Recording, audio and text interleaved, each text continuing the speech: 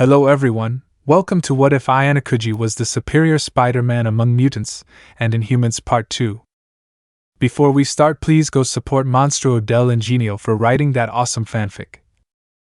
This is the translated version I made. There will be some mistake in character's gender, but of course Ayanokouji is a male. Chapter 12, Do What Is Necessary. Do what is necessary. Ayanokouji. How did we get to this? Thought our protagonist. We found ourselves in an alley behind the high school mall where our protagonist was. There he was he was hugged by Sakura Eri, an Inhuman of Class D.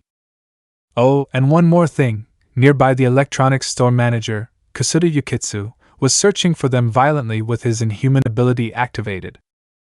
Ayanokouji. He doesn't see us, Sakura-san. Is your ability similar to mine?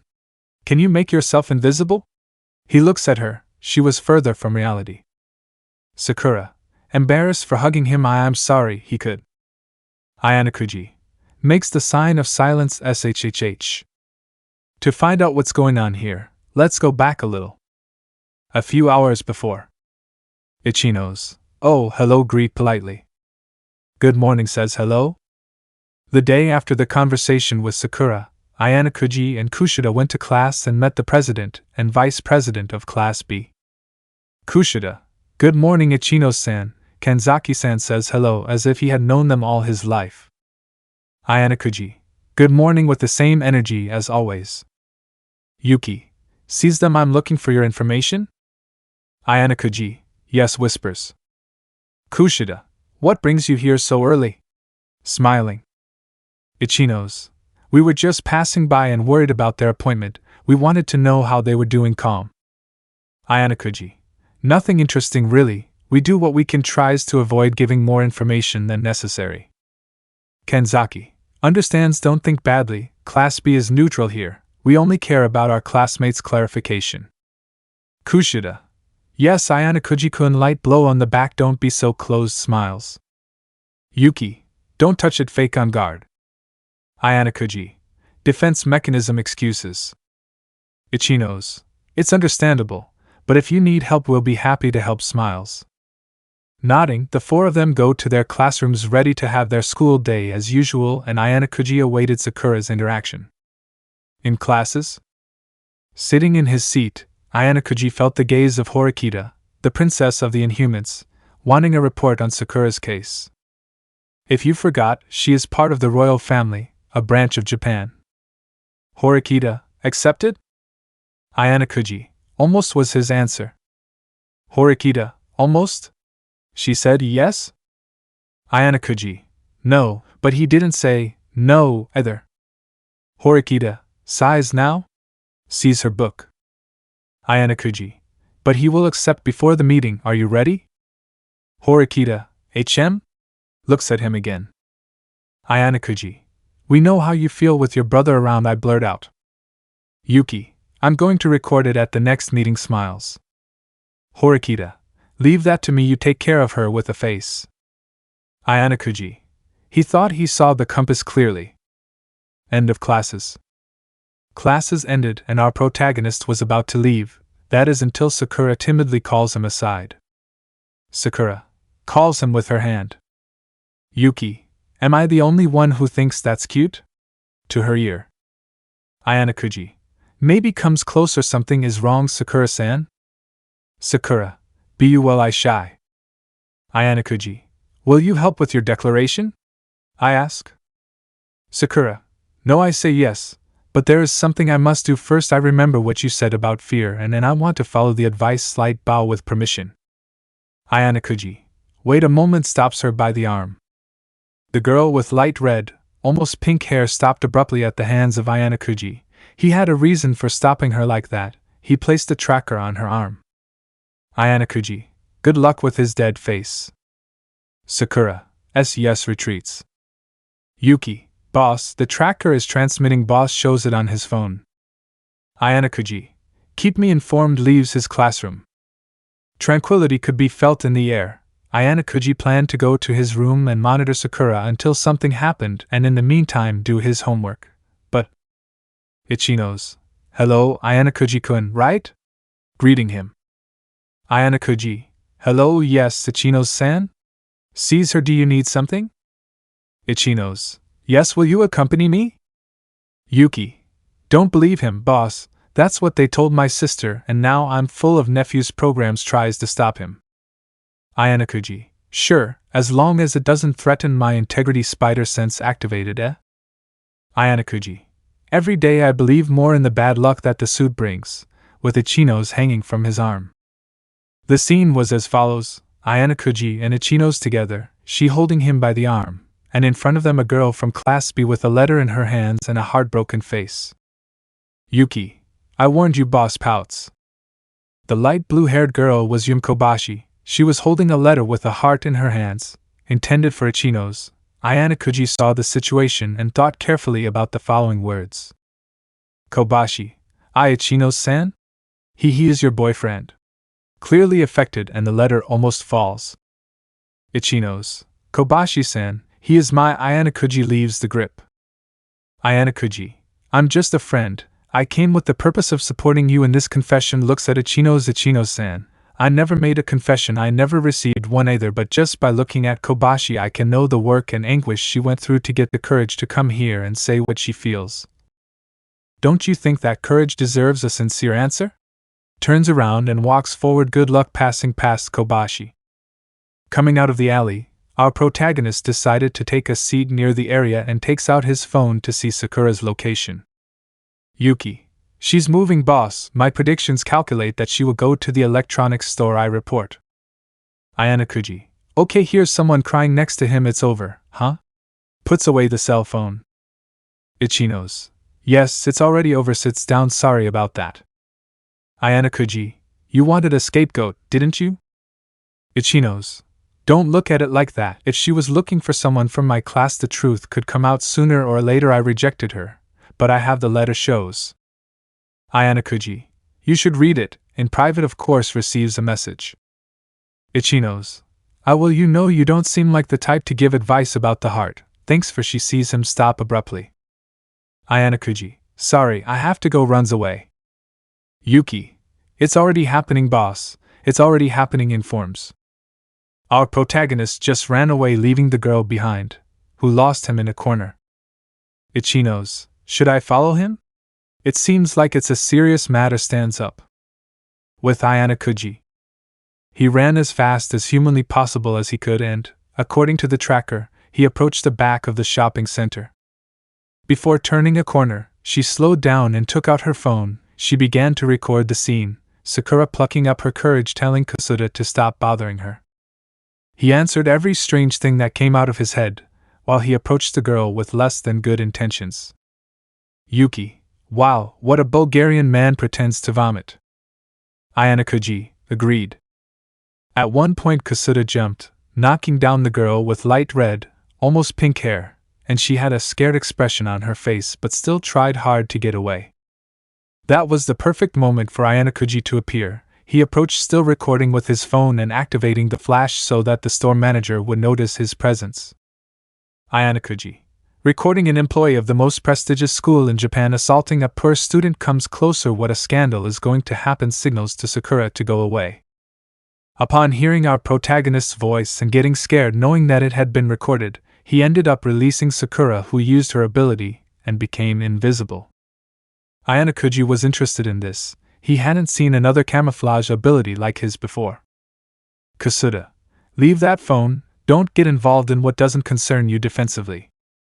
Ayanokouji felt his spider sense and saw how Kasuda's arms turned into wood and began to extend. Kasuda. Whoever comes between Sakura-chan and me deserves to die. The wooden arms were going to attack Ayanokouji. He was ready to dodge, that is until someone hugs him, and at the sight of Kasuda he disappears.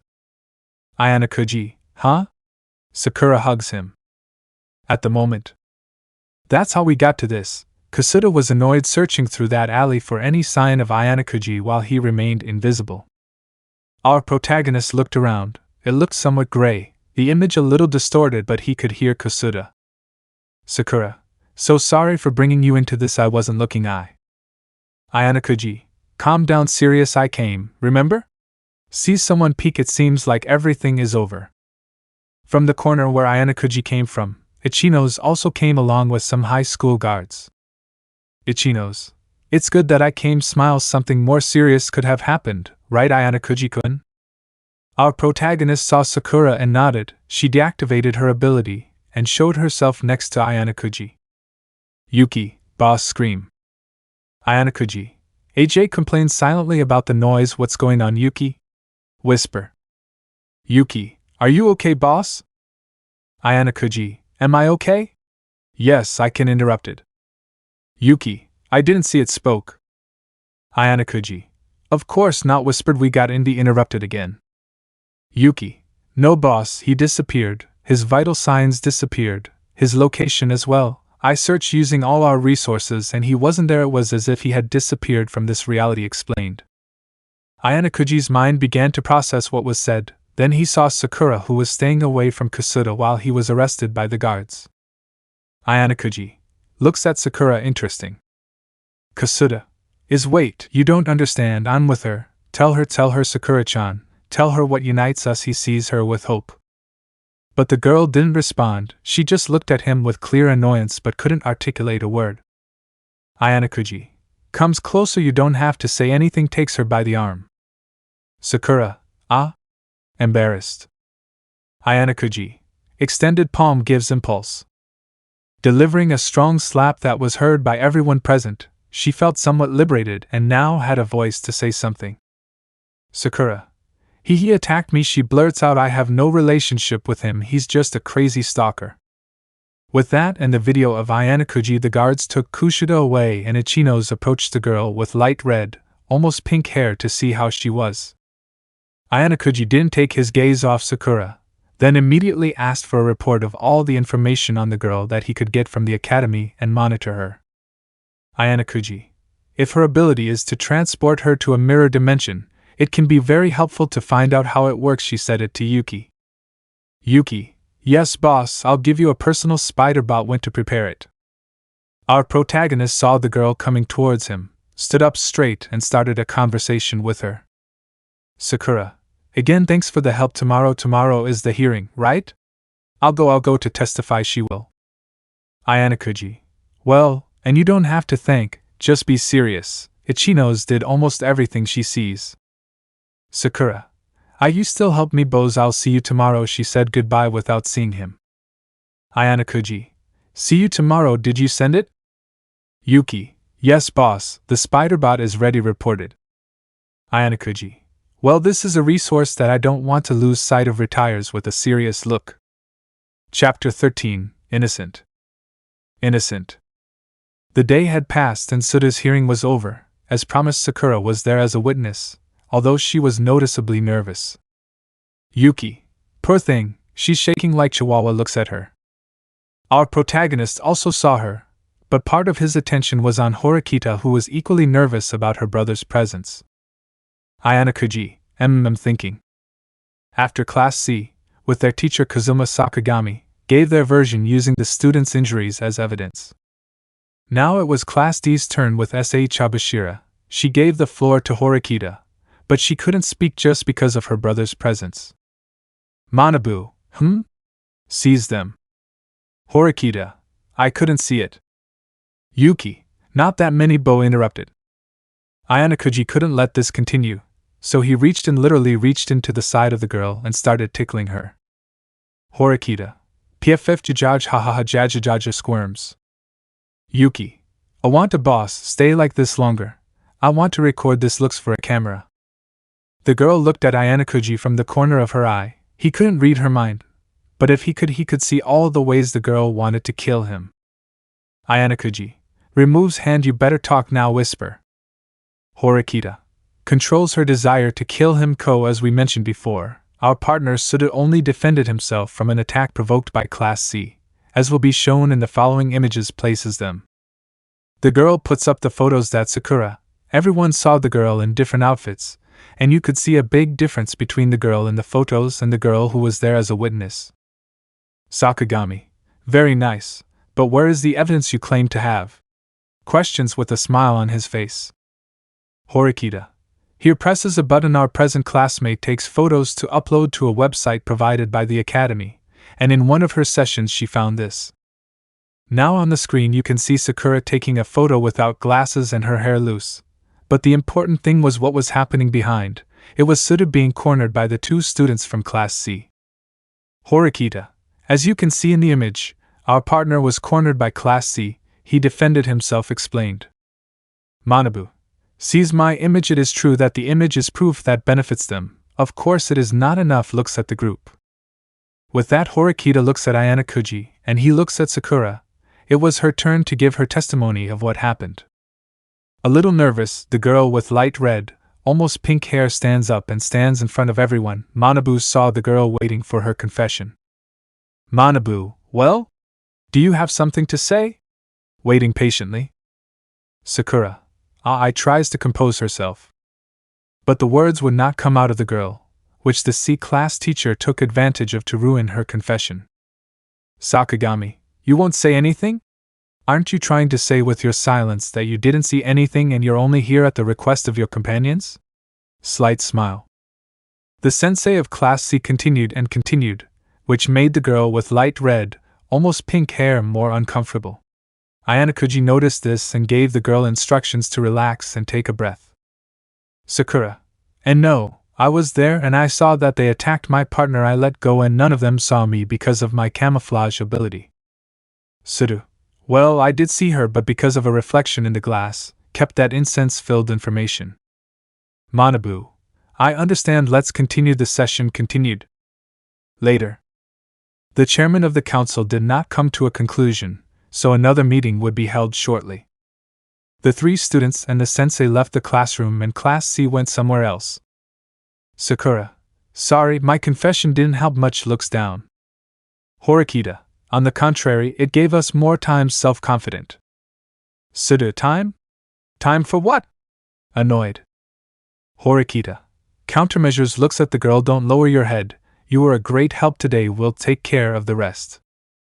Sakura. Yes, bow. Thank you, Highness. Looks at Ayanokouji. Thanks for the help. Same bow. Yuki. Oh, cuteness. Looks at her. Ayanokouji. Just don't lower your head. Says goodbye.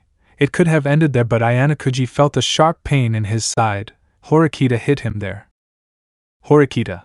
This is for tickling me in the middle of a meeting. Annoyed. Yuki. Boss, no. Looks at the girl. Let me. I'll give it to you. Fighting pose. Ayanokouji. It was a sacrifice I was willing to accept. You needed to let go, and I took care of that. Pulls himself together. Horikita. Sighs. Let's finish this as soon as possible. Leaves. Yuki. I can expel her if she asks me. I already had everything to do it. Ayanokouji. No move. Let's finish this. Later. The D-class classroom learned from Suda that Sakura was an internet model, which caught the attention of many and changed the way some men, including Yamauchi, viewed her. Ayanokouji. How quickly things change. Watches the scene. Horikita. Humans can become very tedious with so little. Reads a book. Yuki. I agree with that. Looks for more evidence. The couple was looking for more ways to help the human student, although there was nothing more true. Horikita. Stands up. It's time to go. Let's go.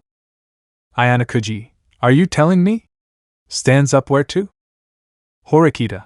Today you will invite me for a coffee. Leaves the room. Ayanokouji. When will be the day that you invite? Follows her. When the two left, they met an acquaintance at the entrance. She was Ichino's, who came to see our protagonist. Ichino's. Ayanokouji-kun. Hello. Smiles. Ayanokouji. Ichino's-san sees what brings you here. Horikita also stops. Ichino's. I was just passing by and wanted to come. Also thank you for what happened yesterday. She and I are friends again. Smiles. Horikita. Yesterday? Curious. Yuki. You go away. Medva gives him the middle finger. Ayanokouji. I'm glad everything went well, although now we have to solve a problem. Ichino's. Okay, I can help. Smiles. How to be handy. What do we have to do? In that hallway. The four of them, because Kushida was there too, were in the hallway where it all started. That's where the fight took place, and as Ayanokouji already knew, there were no cameras. Kushida. Pout. Now what do we do? Ichino's. All the cameras are positioned in the busiest rooms and hallways. In areas like this there are none looking at the upper corners. On the stairs were Ayanokouji and Horikita. They were trying to think of how to fix this. Ayanokouji, the cameras. Horikita, yes, there isn't, they mentioned it many times, sighs. Ayanokouji, but do you think they noticed? Horikita, they would be fools if they didn't. Ayanokouji sees her. Ayanokouji, most of the time someone who follows orders focuses more on fulfilling than seeing the details around. I let go. Horikita thought about it. If they placed cameras in a place close to the area of the echoes, they could trick Class C into believing that there was a recording of the echoes. Horikita, Ichino-san, I will collect the favor you owe to Ayanokouji-kun. Approaches her. Ayanokouji looks in another direction. Yuki, now what, boss? Questions. Ayanokouji, are we getting out of here? Later. Our protagonist left the rest to the girl and went out to patrol the city. Yuki informed him of 3 robberies that were happening at the moment. Yuki, I have the spider bots ready and on the construction of the building. Ayanokouji, wait a moment, chasing a car with the police. Yuki, yes boss, sorry but the architects want to know if you would like to implement titanium beams to prevent the building from collapsing in case of earthquakes. I wanted to know. Ayanokouji says once more, no, we will use a different method in case of an earthquake. I would think about it. The superior Spider-Man left his web and calculated the distance so he could fall exactly on the hood of the car. Yuki, I informed him, oh, and he asks if he wants the mini bar right next to the meeting office. Another question. Our protagonist fell exactly on the capped. He saw the thieves but his attention was focused on the driver.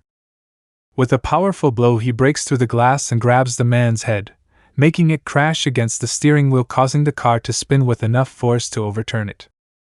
Ayanokouji did a backflip and shot a web, and when our protagonist fell on his feet and straight, the car with the web stayed in the air centimeters from his mask.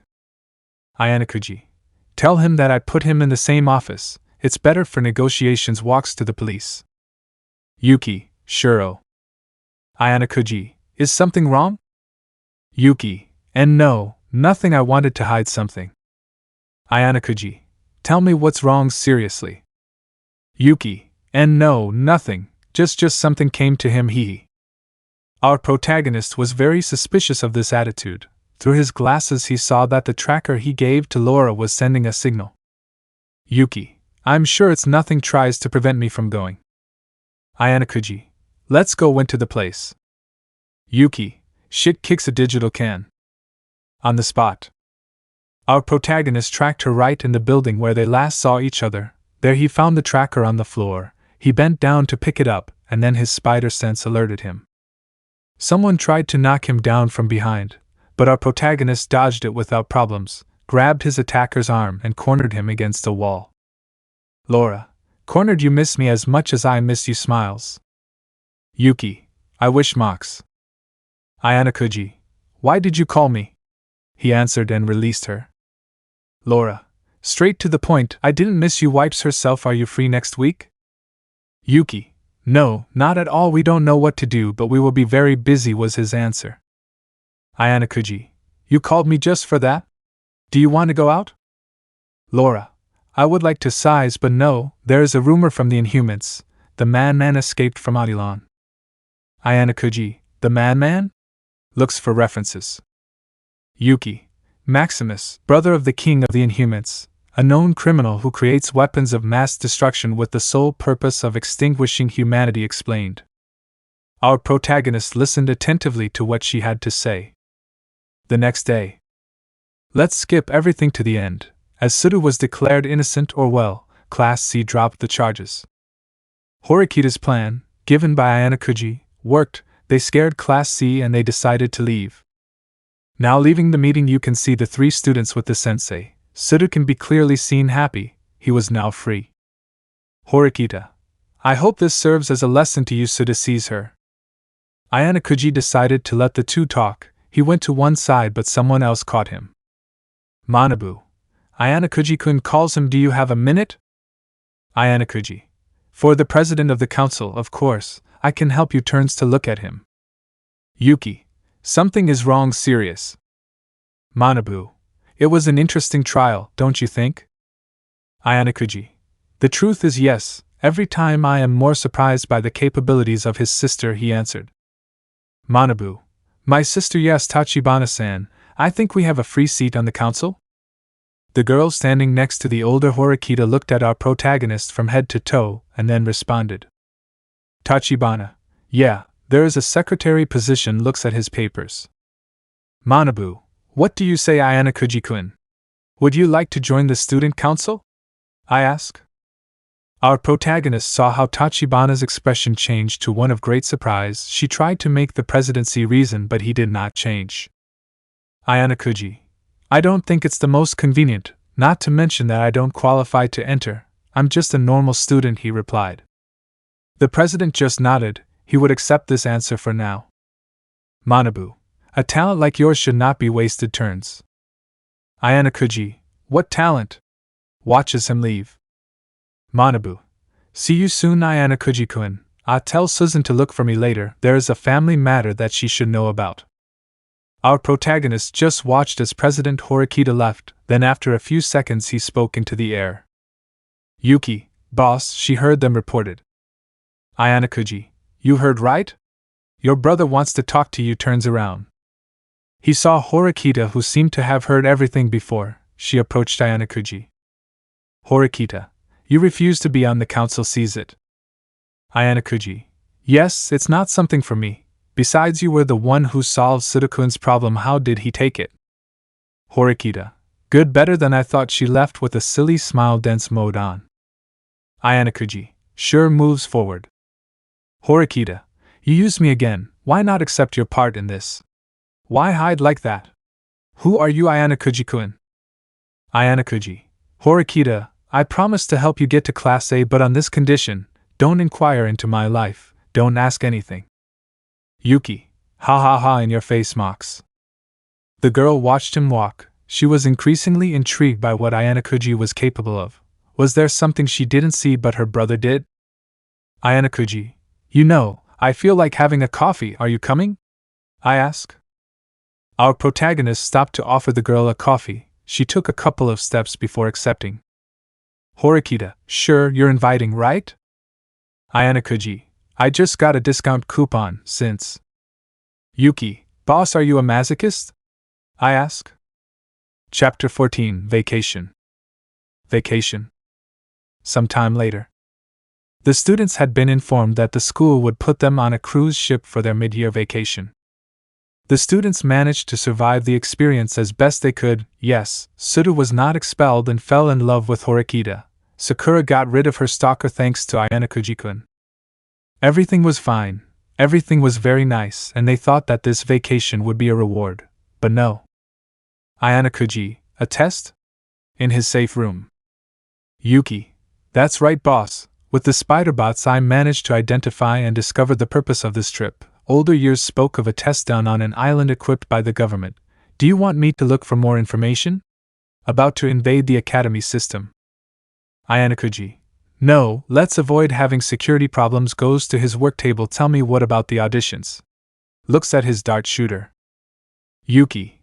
Everything is in order, boss. We currently have a group of 30. Smiles when mentioning it. Ayanokouji. Can still grow. Testing a new projectile. Our protagonist was shooting at a box and it exploded. Good thing he made the room soundproof. Yuki. Boss, don't you want me to prepare a suit for you? He sees her in case something happens on your cruise. Ayanokouji. I was thinking of denying it. Yes, now they know where I am, and on an opportunity like this they wouldn't let it pass. He removes the trigger. The AI nodded as he prepared a spider bot with the suit ready in case of emergency. Ayanokouji. Now I have to go to my room. I haven't got my things ready yet. Leaves the place. Yuki. Good night, boss. He left. Outside. Our protagonist was walking back to his apartment complex. On the way he saw his classmate Horikita talking to her older brother. Ayanokouji. He should have told him about his family. Maximus sighs. I'm not the only one with family problems. Continues walking. The boy's mind flashes back to the time he spoke to X-23, where she invited him to pursue Maximus to the savage land, where he was suspected of hiding.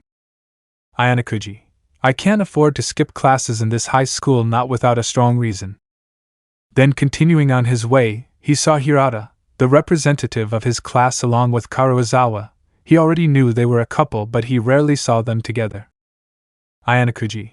They look good, too bad it's fake. He discovered it by his spider bots. Although he wanted to ignore them, Hirata managed to see him in the distance, and called him. Upon hearing his name, he had no choice but to turn around and approach. Our protagonist saw the mutant and the human approaching. She seemed somewhat upset to see Ayanokouji. Ayanokouji. Good evening, Hirata-kun, Karuizawa-san waves. Hirata. Ayanokouji-kun, you shouldn't be so formal. We are classmates. Did we interrupt you? I asked kindly. Ayanokouji. That should be my line. I see that you are enjoying a date. He sees them. I don't want to bother. He left. Hirata. But you don't do it. Smiles. You could even join us. A look of annoyance grew on Karuizawa.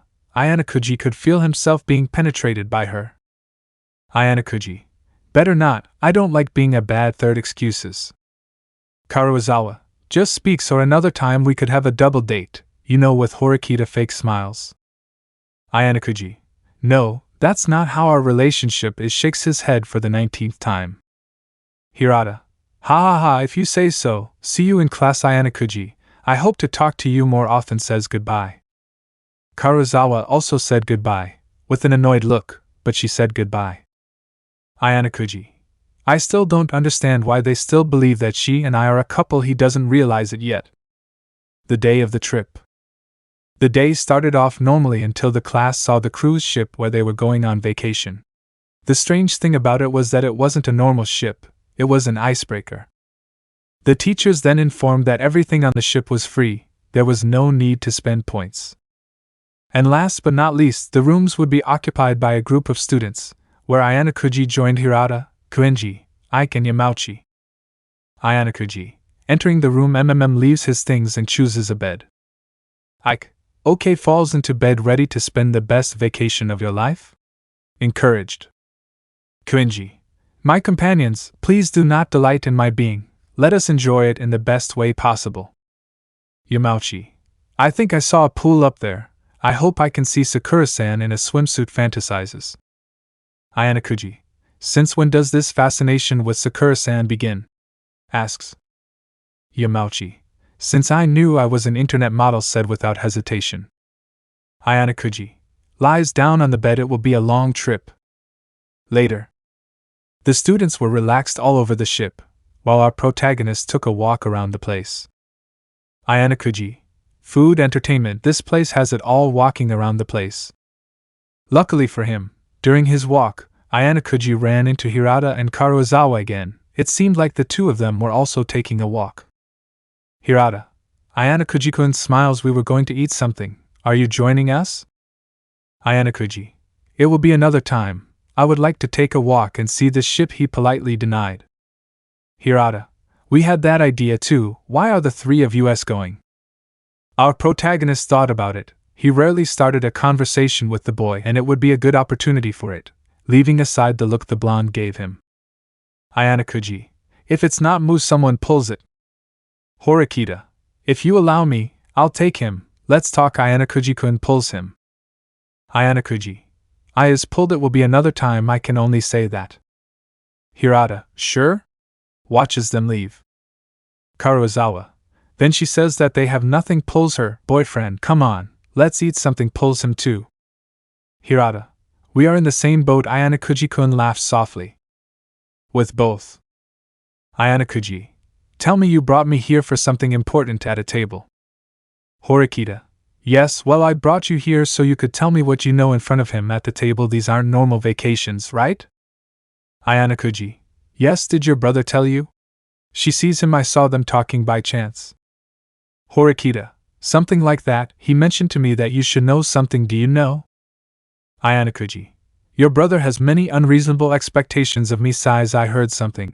The upperclassmen were talking about a special exam that will be held on an island. Let go. Horikita. Thinks about it carefully. It could be a survival test. They want to see how we handle ourselves in that kind of situation. Thinking. Ayanokouji. I couldn't tell you. I don't know what it's about. With the same face as always. The conversation could have continued, but the presence of 3 students from outside his class became apparent. One Ayanokouji recognized, the leader of Class C, Ryuen Kakeru, next to him an African-American student and a light blue-haired girl whose gaze was as deadly as her legs.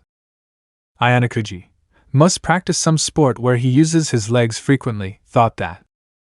The leader of Class C approached, apparently not giving importance to our protagonist, and placed himself between him and Horikita. Ryuen. Susan smiles and leans on the table. How are you? Horikita looks ahead. Does it bother you? We're having a conversation here. Serious. Ryuen. I don't mind laughs. I just came to meet the famous girl who leads the class of errors. Raises her hand and touches her hair. So far she hasn't disappointed me. But the girl hit that hand. Ryuen seemed to like that reaction, and far from showing any sign of annoyance, he smiled flirtatiously. Horikita, you are nobody to touch me. Serious. Ryuen. My mistake. Haha. I thought we could talk and share information, make an alliance between the two of us. Annoyed personality. Our protagonist only listened to the entire conversation, then he saw Ryuen's other 2 students/henchmen, raised his hand in greeting, but neither of them responded. Horikita stands up. I'm not interested. As you probably know, I have what I need in my class. To Ayanokouji, let's go. Ayanokouji. I was about to leave towards. He pointed to the opposite side, but Horikita dragged him. Okay. Ryuen. Oh Susan, I like you more and more. I hope you have luck with the test on the island. Also leaves.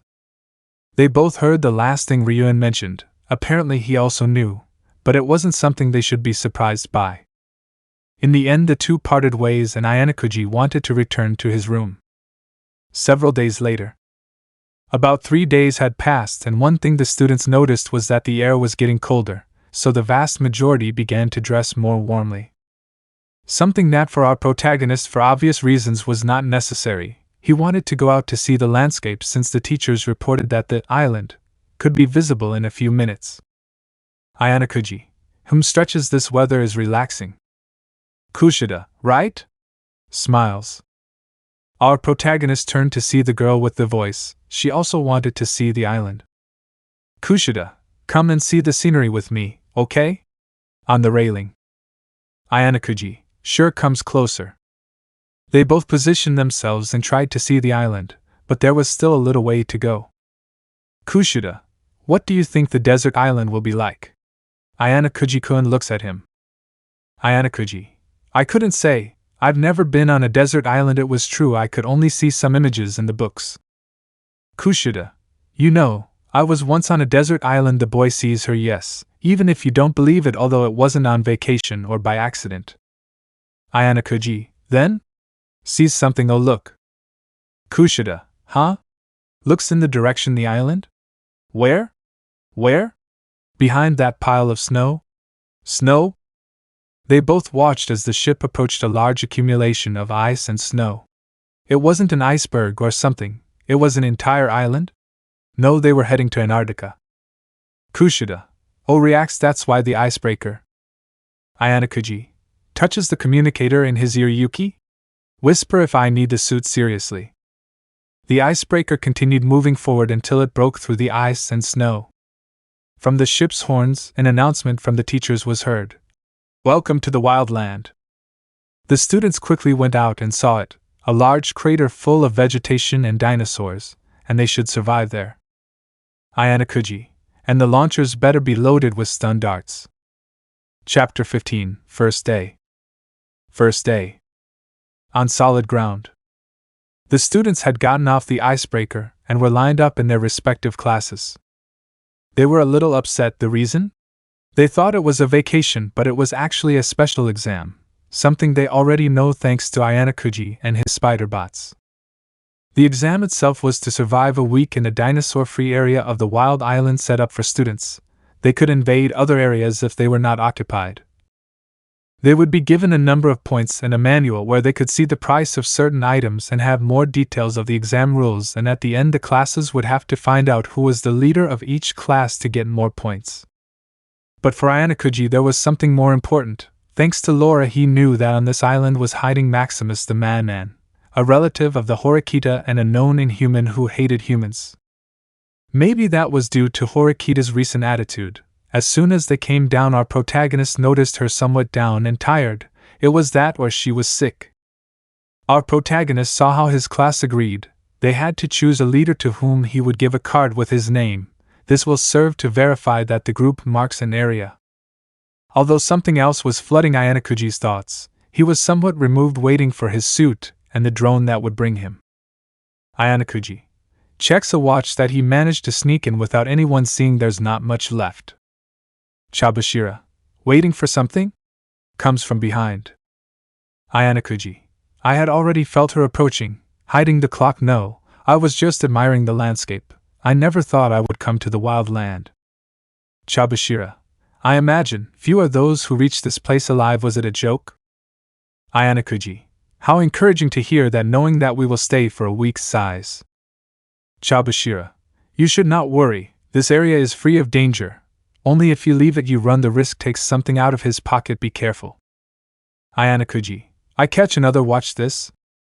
Chabashira, your classmates also have it. It will measure your heart rate and send your location from time to time. If you leave the area you are out, and you will lose points from the class. If you take it off in the same way. And before the sensei could continue speaking, a familiar figure jumped and hung on Chabashira sensei's back. She was Chie Hashinomiya, a very close friend of Chabashira. Chie, Chabashira-chan, what are you doing? A secret conversation? He's your favorite student, and you're giving him an advantage? Smiles cheerfully. Chabashira, I was just giving him the explanation of the clock. She lets go. Your class is waiting for you. You shouldn't stay away. She turns around. Chie, oh, I interrupted, right? Pout, but oh well, good luck to your class, Ayanokouji-kun. But my class is going to win. Says goodbye. Ayanokouji, they are a balanced couple. As if he knew about those things. Returns to his class. Minutes later, it was decided that Horikita would be the leader of the group due to her recent exploits, and they searched for an area for Class D, deciding on one near a river based on the advice of Kanji Ike, who seemed to have survival knowledge. Ike, being close to a river is beneficial for us, and as you can see, searching in some bushes in this area we will find edible plants. Shows. The whole class was attentive to his explanations, since soon they had to divide up to look for food. The goal was to spend the minimum number of points they had been given. Shinohara, wow, how do you know so much about this? Impressed. Ike, my father and I always went camping, and this area is very similar to the forests where we went. Several eyes appear in his head. I know because nothing escapes me. The explanation mentioned that the area where all the classes were was set up for them, so it had to be similar to the forests outside. Ike, although I would love to see a dinosaur, it would be interesting. Smiles. After a brief explanation, the groups were decided and separated to investigate and obtain food. In our protagonist's group were Eri Sakura and Rokusuke Kenji. The latter ran off and climbed into the trees. Following him, Ayanokouji and Sakura ran on the ground while the blonde jumped from tree to tree. Sakura, breathes heavily. How can he move so fast here? Ayanokouji, I don't know, pretends to be slow. Kouen, could you go slower? Scream. Later Kenji stopped only to answer that if they couldn't follow him they should stay behind. He was in his element. Kenji, takes a breath. Yes, this feels great. Sunbathes. Ayanokouji looks at Sakura. If you are very tired we can. Sakura, and no, if I can continue, walks slowly. Ayanokouji sure looks at his second watch to see where his suit was.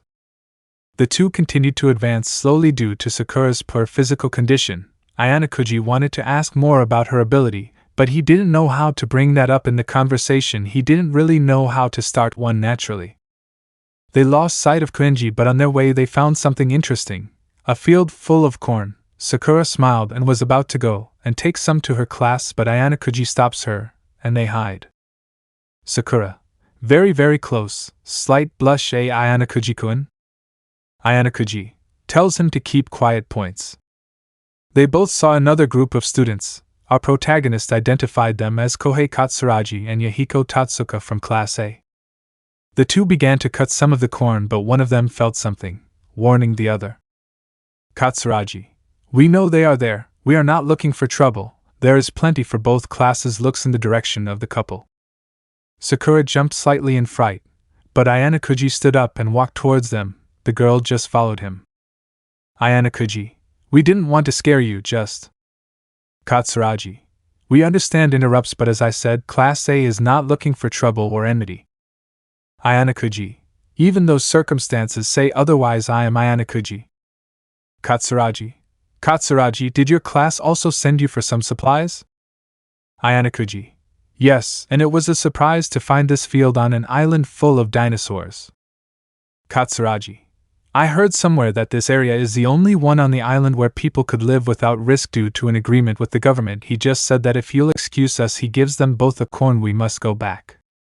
They both walked away with a quantity of corn, leaving the two of them with the rest. Sakura, it was they were kind, right? Looks at Ayanokouji. Ayanokouji, yes, but we must follow them advances. Sakura, huh? Is it okay to do that? Stands up. Our protagonist took a few steps forward but then remembered that they were discovered by Katsuragi's companion.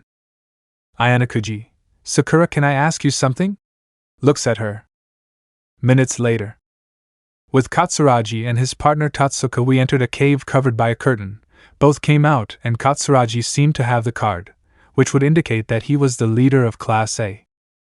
All this was seen by Ayanokouji and Sakura while in the mirror dimension. Remember that Sakura only believes it is camouflage. Our protagonist theorized that this way Tatsuka would not detect them. Ayanokouji had Sakura holding onto his arm. I mustn't risk getting too close. Sakura, strangely, she was very relaxed, attached to Ayanokouji. How comforting. The conversation that those two, Katsuragi and Tatsuka, had made it clear that the bald guy was the leader, although they should not trust each other. Ayanokouji tells Sakura that they should go. Nodding, the two entered the cave and saw no other students, just basic equipment and a screen with which they could use the card and dominate the area. Ayanokouji, there are no more. The others must have gone out for supplies or looked for more areas. Thinking, and looks at his watch. I can't receive the signal here, so we have to leave. Signals to Sakura to leave. Sakura nods. Carefully, they both leave the area, returning to the cornfield. There Sakura deactivated her ability but did not let go of Ayanokouji. Ayanokouji, well, let's pick some corn, and feels Sakura still hanging from his arm. Sakura-san? Sakura, yes? Looks at him a little nervous. Ayanokouji, you already deactivated your power. Sakura, yes, I did. Ayanokouji, so there is no need to, points to his arm. Sakura realizes, oh, I am sorry, let go, it wasn't my very red. Ayanokouji, no problem, let's take something to the class and report. Later. The class happily received the corn they brought, and I taught them some ways to cook it, while Ayanokouji passed his report to Horikita. Horikita, thinking Katsuragi is the leader of his class, it would be obvious, right? But we can't be sure that the card has his name. Ayanokouji, yes, we did not get close enough due to a possible radar they have, referring to Tatsuka. Horikita, tomorrow we should go see the other classes, so we could stay silent for a few seconds, and brings her hand to her mouth. Ayanokouji, are you okay? Serious. Horikita, yes, I just got stuck on something. Stands up, remember, we'll go tomorrow. Ayanokouji, yes, his watch vibrates, it was about time. He also stands up and leaves. With Ayanokouji, he walked away from his class area to the coast. There he ran into other students from Class A. The curious thing was that they were not following Katsuragi, but a student named Sakayanagi. Apparently Class A had a small internal struggle that divided them, but our protagonist had other things to attend to. The drone arrived at his feet and his tools came out. When he put on his suit, Yuki greeted him animatedly. Yuki, boss, did you miss me? Smiles. Ayanokouji does not answer, sends the spiderbot to inspect the high school area, and I need you to do something with this, the watch that the high school gave him. Yuki, yes boss, I'll do it now, takes that watch. Thanks to the spiderbot, the watch continued to read Ayanokouji's pulse, and the alert that it was removed was not sent. As far as the school is concerned, he is still with his group. Ayanokouji, well, It can't be a coincidence that we end up here just like Maximus jumps into the forest to work. The day passed by. Our protagonist managed to leave the high school area straight to an area with dinosaurs, or so it was supposed to. Ayanokouji. I've been away for a long time and so far I haven't seen a single hostile creature. This is already strange, checks the spider bot he left. Ayanokouji's spider sense warned him of something. He made a powerful jump, dodging a wrecking ball by climbing a tree. But that tree was knocked down by the same ball. Taking another leap, our protagonist got to safety, trying to see where that thing came from. But that tree also fell. When our protagonist landed, he saw his attackers. Ayanokouji, aren't you guys very far from America? Seriously. Playing with the demolition machine, but look what the rain brought. The boss was expecting mutants or Inhumans. But you. In front of our protagonist, a group of humans altered with gamma rays appeared, 4 men and a woman known as the Demolition Squad. Ayanokouji. I guess Maximus is desperate enough to hire human labor on guard. Demolition Squad, all 5 stand on guard to demolish. Without wasting any time, the squadron rushed at Ayanokouji, who waited for them, calculating his next move. Chapter 16. Always late. At the camp. The students had built 2 tents that the teachers had given them, one for the men and one for the women. In the women's group, they were talking about the exam. Many had their doubts about their success, more so because they lost points due to Kenji's withdrawal. But we have to concentrate more on Horikita. She was thinking about what she had to do tomorrow and with whom. She had to evaluate the other classes with Ayanokouji, the boy who has been a mystery since she met him. Horikita. Many things have happened, but something intrigues me about that boy. Who are you? Ayanokouji Kiyotaka, looking at the ceiling. He didn't think he would be able to spend so much time with a person, much less that he would like that person more and more, to the point of. Horikita shakes head. Don't think things that aren't true. I don't need those things. Touches forehead. I think it's getting worse. The girl just lay down, closing her eyes little by little, falling asleep, hoping that boy wouldn't be late. But how would he be late if they were on an island? With Ayanokouji. Ayanokouji. I might be late tomorrow. Picks up a tree and throws it. Our protagonist dodged ahead, but from a member of the brigade, Bulldozer knocked down a tree and tried to hit Superior Spider-Man. Martinite launched a direct blow to Ayanokouji's torso, who somersaulted to dodge. Thunderball threw his wrecking ball towards Ayanokouji, who saw that Bulldozer was also approaching. Dodging the ball, he managed to make it crash into Bulldozer's head. BT sorry Bulldozer, that thing is fast, picks up his ball. Ayanokouji's spider sense alerted him to demolish her, although he wasn't that fast, and this villain hit him with his metal bar. Demolition. There she goes, pretty as if she were a batter. Ayanokouji was thrown into the arms of the woman and last member of the brigade, Titania. Titania, you wouldn't deny a hug to a cute girl, right? Increases the strength of her grip, and the bones inside Ayanokouji begin to rattle. Yuki. Back off, sister, this is mine. Activates the suit's taser. A considerable amount of electricity came out of Superior Spider-Man's suit and hit the villain full on, something she didn't feel, not completely. Titania. Ha ha ha, tickling laughs and increases strength. Ayanokouji. And I didn't think a bear hug felt this painful, thinking how to escape. Our protagonist puts strength into freeing himself from the hug. Little by little he manages to get Titania to open her arms, something that Bulldozer noticed, and grabbed Ayanokouji by the head. Without mercy he began to smash him against the ground. Our protagonist fell unconscious from the blows and Bulldozer left him lying there. BT, what do we do with him now? Demolition. Finish it, the boss will give us a lot for the mutants. But if we bring him a dead spider, the reward will be bigger. About to crush his head with his bar. Yuki was trying to wake up our protagonist, but it seems that the blow left him completely unconscious. When the metal bar was about to hit Ayanokouji's face, a mutant made entirely of metal charged head-on. Colossus landed 2 accurate blows to the wrecker's jaw. Another mutant joined in. Wolverine let loose on Thunderball and tried to strangle him with the chain of his wrecking ball. Wolverine. Stop, son, this will be faster if you don't move, takes out his claws. Titania watched as another mutant teleported and hugged Bulldozer, both of them disappearing before her eyes. She and Martinite decided to finish the job, something that Colossus prevented by taking Martinite with Titania. Laura. Hey, mess with someone your own size with a Wolverine-like suit. Titania. Looks at her from head to toe, put on some high heels and we'll talk later, wants to ignore her but is cut off. Ouch. X-23 cut off the villain's hand, agilely giving her several cuts all over her body. At first glance they didn't seem like anything, but they were in places that would cause her a lot of pain. Titania. Damn, tries to hit her but she dodges them.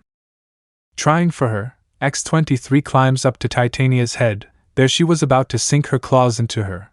Although the villain manages to move her head, her hair pays the price. Titania. My hair, stupid, my hair, more than angry. Managing to grab X-23 by her suit, he slams her against the ground. The girl, thanks to her factor, does not suffer permanent damage, allowing her to stand up immediately. X-23. You already needed it, kicks his knee. Nightcrawler now gave signal. The mutant appeared next to Colossus and took him away, then behind Logan, and also, finally he returned for Ayanokouji and Laura, disappearing, leaving the brigade there. Demolition. Damn, the boss won't like this. Has anyone seen Bulldozer? Hears someone scream. Looking up at the sky, he saw his companion fall from a great height, leaving a crater where they were. Bulldozer. Did someone take the plates? With a headache.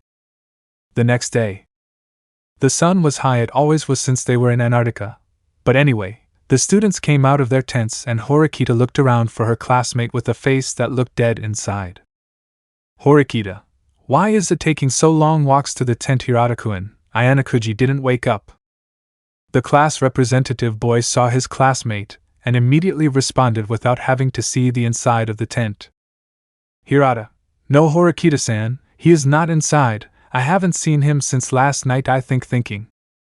The girl was thoughtful. If he wasn't in there, nor outside with the others, where would he be? Horikita. It's better that she hasn't left. Clearly upset. Well, I'll go alone for leaving. Hirata. Wait, Horikita-san, are you going somewhere? Horikita. I was planning to go visit the other classes. I wanted to evaluate their performance, and maybe discover the class leaders, was her answer. Hirata. That's not a bad idea, but it would be better if more people went. Let me see who else could come. Went to look for more people. The girl managed to refuse or say something else when Hirata left to find more companions. Horikita. Tisk annoyed. Where are you, Ayanokouji-kun? Look what happens when you disappear. You fool, doesn't pay attention to what you say. Shit, puts her hand on her forehead. It's worse. With Ayanokouji.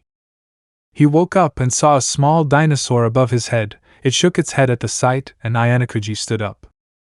Ayanokouji. I'm still alive. I'm not food. Notices he doesn't have the mask. Logan. Calm down, kid. Comes closer. Here it is. Throws it. Most of us already know who you are. Our protagonist grabbed his mask and put it on. He didn't give a damn as to why most of the X-Men would know who he was. That was because he already knew the obvious reason. Ayanokouji. What time is it? Looks at his watch. Yuki. It's late, boss answered. Logan. Time for you to answer us. What are you doing here? How did you get here? Ayanokouji. It's none of your business. He left the place. Logan. Takes out his claws. You won't leave until you answer. Last time you were lucky. Ayanokouji. Do you want to see how lucky I was? Opens hands. Yuki. You go ahead, boss. This time I'll record it, and we'll upload it to the internet with a camera in hand. A little fight was about to happen between the Spider and Logan, that is until Laura came in interrupting. Nightcrawler. I was going to bet on Wolverine. You? To Colossi. Colossus. Shrugs shoulders. Laura. Dad, can you calm down? Every time I meet a boy you come and threaten him. Gets in the middle. Not this time. Logan. That has nothing to do with what happens on this island. Excuses. Ayanokouji. I have to go now. Looks at his watch. It's not that far. Leaves them. Laura. Wait, follows him. I didn't know you were coming. Was it because of me? Joke. Ayanokouji/Yuki. That's what you wish. Continues walking. Laura. We arrived a little while ago. You were lucky to have found us before being a grate between those guys' thighs. She sees him change clothes while walking. Ayanokouji. Do you know anything about them? He doesn't seem to care that they see him. Laura. Demolition Brigade, said the name a group of disturbed Gamma, or so they say. The crazy guy must have hired them as security. She saw him half naked. Yuki, what are you looking at? Huh? What are you looking at? On the defensive. Ayanokouji, Yuki, search order. Yuki, yes boss, military salute. Laura, did you come with your class? Saw him put on his sweatshirt. You were in high school, right? Ayanokouji, ready, I'll look for them when I can. Laura, will you help us? That's great, smiles. Ayanokouji, actually you guys love me, looks at her seriously. Laura, I am usually the dominant one in the relationship, smiles mischievously. Ayanokouji, they will be useful here, now you should go back for entering the safe zone. Laura, what? Not even a goodbye kiss? Laughs. Ayanokouji, with the last one we gave each other you should have enough, enters the camp. Laura, not at all, licks lips. I'm an insatiable wolf, retreats. Yuki, what a vulgar woman, sticks out her tongue. Inside. Our protagonist got his clothes dirty. He had to think of a good explanation for why he hadn't been at camp since early morning. Ayanokouji, I had to go to the bathroom. No, look for breakfast. Not either. Play dumb. Definitely not. Thinking. Ayanokouji-kun. A familiar voice caught our protagonist's attention. There he saw Horikita with her deadly gaze, Hirata with a cheerful smile, Suda with his typical temperature, and Kushida. That's why Ayanokouji's spider sense was altered. Hirata, Ayanokouji-kun, where were you? Horikita-san was looking for you and we didn't see you at the camp. He approached. Horikita also approached. She had those looks that if she spoke she could insult you in all possible languages, and if she wanted to she would make them up. Horikita, well?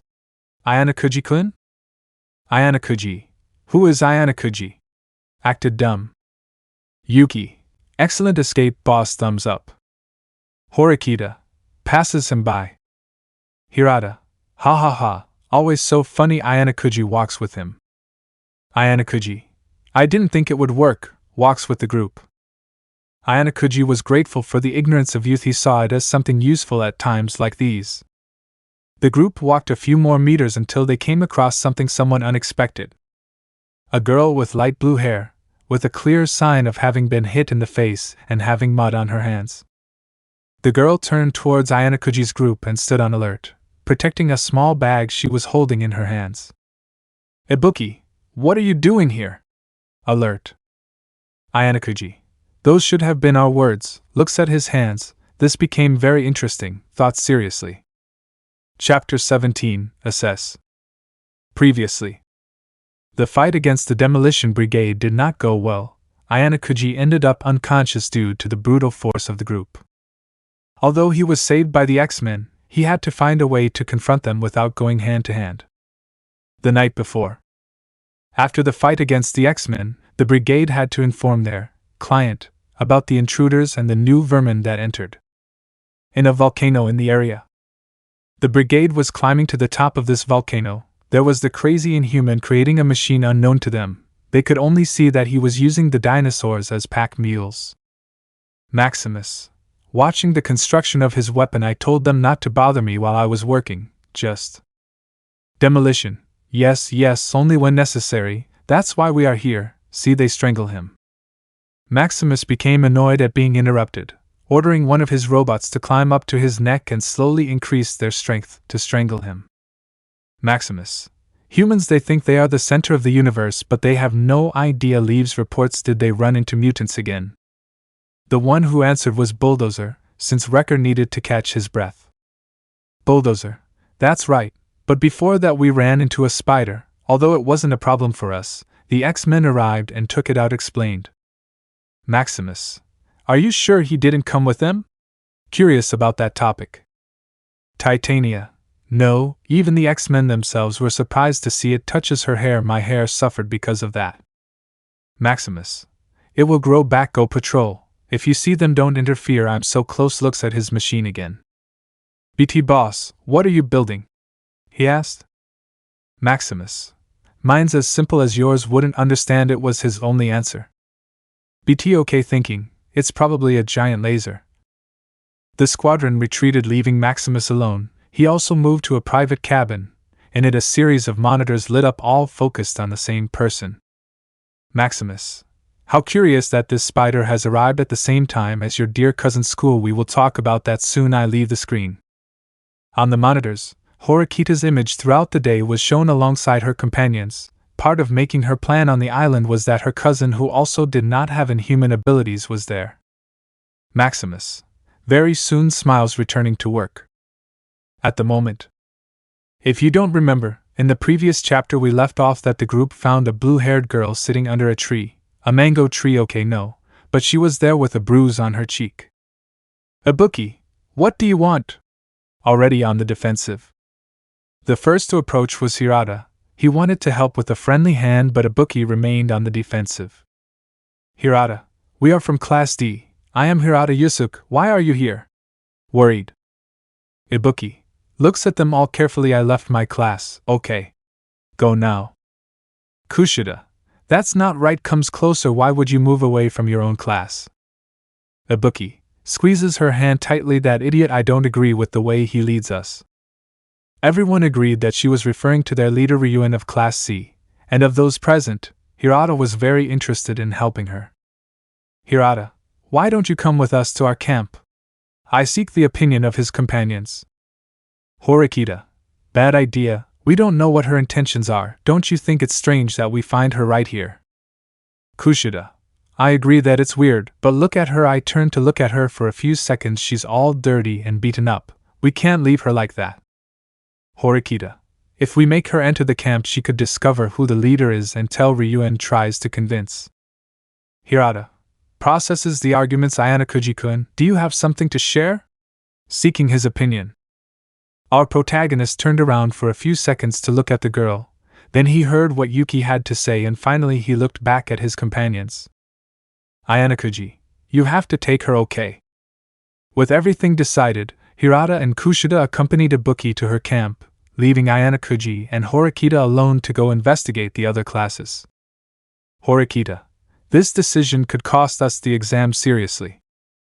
Ayanokouji, just like you're not at 100% because of your cold. She sees it. You're not very subtle. I noticed it as soon as we went down. If you feel bad. Horikita, I won't be the cause of more lost points. We've had enough with Kenji-kun. Yuki, if he dies, I ask for his clothes. He can't wear them. Ayanokouji, as you wish. Continues walking. Horikita, where were you in the morning? She asked again. Yuki, don't be a pain. Interrupted. Ayanokouji, look, we've arrived at the front. Both arrived at a beach on the island. Horikita was a little surprised by the party that was taking place right there. The entire class was celebrating and there were several things unnecessary for survival. Our protagonist looked around and saw Ryuen sitting in a chair covered by an umbrella, totally relaxed. Horikita, this must be a joke. Comes closer. The C-class leader had ordered one of his subordinates to bring him an ice-cold soda. Then he looked at the visitors and smiled. Ryuen, Susan smiles. Are you coming to have fun? I'll take off your clothes and get comfortable. Ignores Ayanokouji. Enjoy the party. Yuki, hey caveman, don't you see we're here? Annoyed. Horikita, we didn't come to play your games. What's going on here? Ryuen, just what you see. Susan, it's a party. There was nothing in the rules against this. Smiles. Why go through hardships if we can enjoy this vacation? The subordinate came back with the soda, but as soon as Ryuen drank it he felt that it was lukewarm. That made him angry, and with the same can he hit the boy's face, throwing him to the ground in front of those two. Ryuen, idiot, I told you to bring it to me. Ice cold. Throws the contents over his head. Bring me another one. The subordinate apologized several times and then left. Our protagonist analyzed the situation and all the students. Ryuen, excuse me for intruding. What were we talking about? Smiles. Later. Both of them left the Class C camp heading to Class B. On the way they shared opinions about the audio they saw. Horikita, I think that would take an opponent off our list. Walking. Ayanokouji, do you really believe that? She sees him in their position. They are free to spend, and if they lose their private points they will not be affected. Horikita, thinking telling this to the class will make them want to spend on things for camp. Ayanokouji, it would happen anyway. Not everyone could survive without things like an extra bath or something. Yuki, boss, you could confident. Horikita, you speak as if you could serious look. Ayanokouji, not at all, I would die without a personal bathroom was his answer. Yuki, how humble, boss smiles. Horikita, him staggers damn. Ayanokouji, the fever is increasing, right? I notice it. Horikita, if I would be like how you found out. Ayanokouji stands in front of her and places his hand on her forehead. You're hot, and you're not very good at hiding it. Yuki, I didn't even notice, I never pay attention. Horikita takes her hand away. It's annoying that you know more about me than I know about you, somewhat annoyed. Ayanokouji, it was part of the deal and I like coffee, continues walking. Horikita, don't tell me she deduced it from the amounts of coffee she drank. When they arrived at Class B's camp, they saw all the students cooperating to maintain the place. They continued going forward until they saw the leader of Class B on a hammock. She smiled when she saw the newcomers and approached. Ichinos, Ayanokouji-kun, Horikita-san smiles, what brings you here? The girl greeted them in the kindest way possible. Our protagonist looked around, noticing how well coordinated the camp was. Ayanokouji, it seems that you have everything in order here, seeing everything. Ichinos, that's right, gets off and goes with her group. We manage with what we can. Each member is in charge of a task, greets the girl who confessed to her before. Ayanokouji, and I'm glad to see that everything is fine with her. Her face was the same. Ichinos, and all thanks to you with your advice, smiles. Horikita, analyzing, I see that they also have 1 points. What he pointed at was a student who did not belong to Class B. This student, named Satoru Kaneda, was very calm, helping the class, and also had a punch mark on his cheek. Ichinos, Kaneda-kun? He's from Class C. We found him beaten in the forest. He had problems with how his camp was run, goes to greet him. Horikita looked at Ayanokouji with a slight smile. This was very suspicious and reinforced the young woman's theory that Ibuki was a spy. Horikita, well? I was expecting something. Ayanokouji, yes, we should go back now, says goodbye to the group. Horikita, that's not it, I was right to suspect that girl, answers. Ayanokouji, I never said that I didn't suspect either, was his answer. Horikita, and you let her in anyway? Ayanokouji, keep your friends close and your enemies closer, sees her, that's the saying, right? Back to camp. After reporting everything that was seen, except for Ibuki and the other students' infiltration into Class B, the class split up. The men on one side who did not want to spend points, and the women on the other who wanted to spend points for their convenience. But leaving that aside, our protagonist was standing to the side looking at more information that Yuki had gathered from the brigade. Ayanokouji, there is not much we can use except this, looks at Titania's file. Yuki, poor thing, he really had a bad time in those times, pretending empathy. The analysis of the villain was interrupted by a girl with light red, almost pink hair who approached our protagonist. Sakura, Ayanokouji-kun, can I sit down? Points to the main character's side. Yuki, oh how cute she looked, asking for it, I wanted to pinch her cheeks. Ayanokouji, go ahead, makes room. The somewhat nervous girl nodded and sat next to our protagonist. She looked at him for a second before he asked about the situation in class. Ayanokouji, what did they agree on? Without stopping to look at his class. Sakura, they continue arguing. I-kun and Shinohara-san lead both sides, I report. Ayanokouji, the demands she sees him, do you agree? Sakura, well, I would be uncomfortable having only one bathroom for the class, slightly red, so yes, I agree, at least in the bathroom. Yuki, where's a camera when you need it touched? Ayanokouji, what else? Starts listening to her. Since the class fight, only 2 people stopped what they were doing to see our protagonist with the girl with light red, almost pink hair. One of these students was Horikita and the second Yamauchi Haruki. But we have to focus on the Inhuman. She paid a lot of attention to the interaction between the two.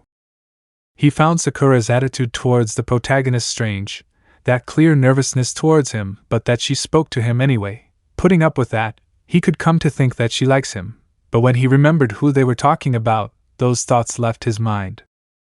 Horikita was about to go towards them. The girl began to approach the couple, but at one point her steps quickened. She saw Ayanokouji hovering over Sakura. Thinking something wrong, he started to run, but he literally went backwards when he saw that the tree where the couple was destroyed by a wrecking ball. The ball was none other than Thunderball's soul, and he and the entire demolition brigade entered the D-class camp. With Ayanokouji, he had Sakura in his arms, who was blushing in the position she was in. She felt like a princess carried by a knight. Ayanokouji, are you okay? She doesn't respond, Sakura-san? She just reacts. Sakura, relaxes as yes, I'm fine, lowers her, you are. Ayanokouji, you should go with the others, I'll go behind you, gives him a slight push. The girl just nodded and ran with her companions. Ayanokouji followed her but at a slow pace. With the brigade, they had come to that camp with one goal, to kidnap their boss's cousin. They were there for Horikita Suzun. Bulldozer, well, looks at image, where is this girl supposed to be? Titania, asked Thunderball Points. BT, what about me? Titania, your attack left her like this, Points. Martinite approached the tree that his partner had knocked down, and there was the girl they had to take. Martinite lifts the tree, ready, we can go now, grabs the girl and puts her on his shoulder. Sudu, leave her alone, runs towards them.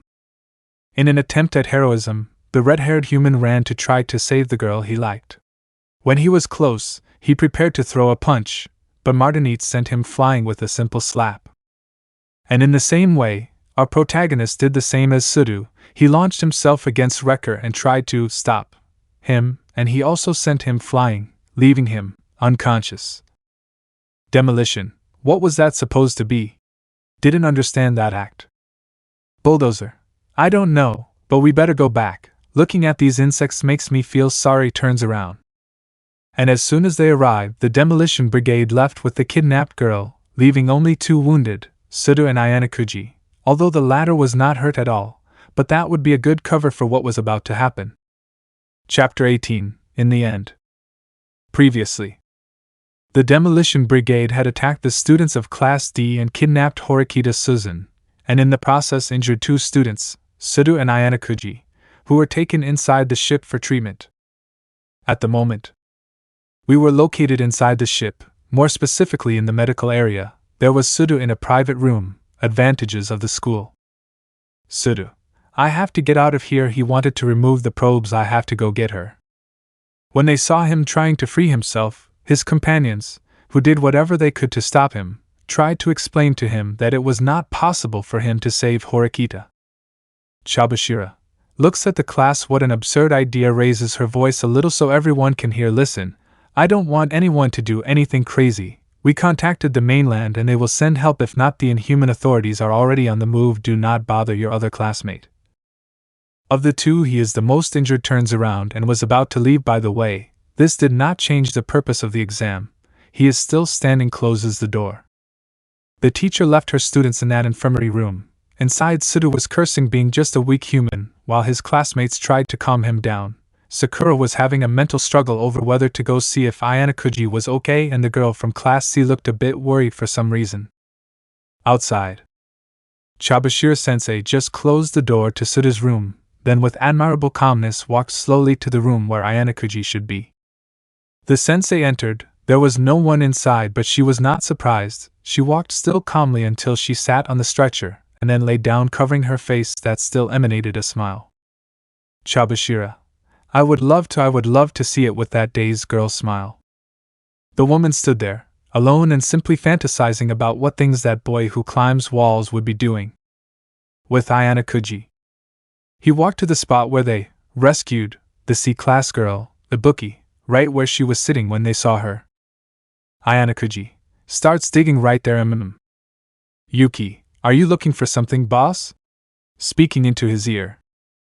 Ayanokouji, something, yes, finds a camera. Well. Yuki, interested in that?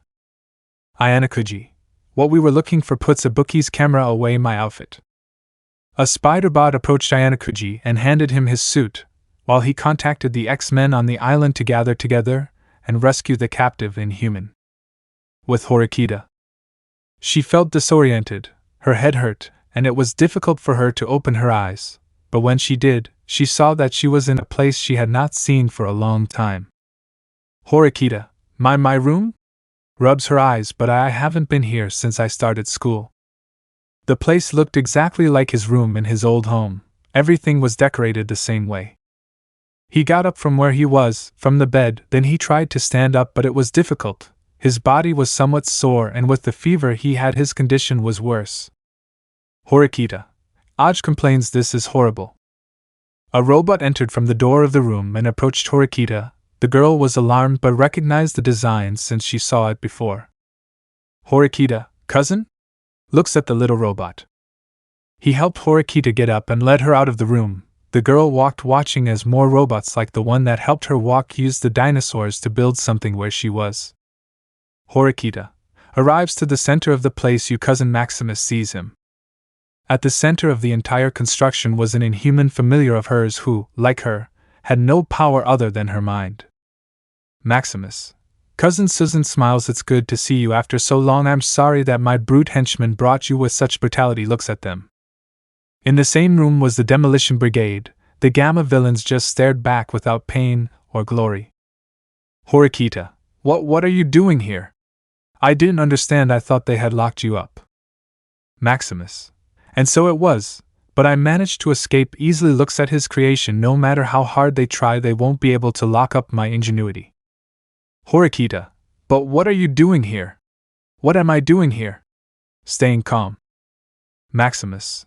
I had heard that they put you in that government school. I mention it with disgust. I deduced that you must be awful surrounded by those insignificant beings, so I came to the island to free you from that suffering, and with respect to what I do, well, smiles.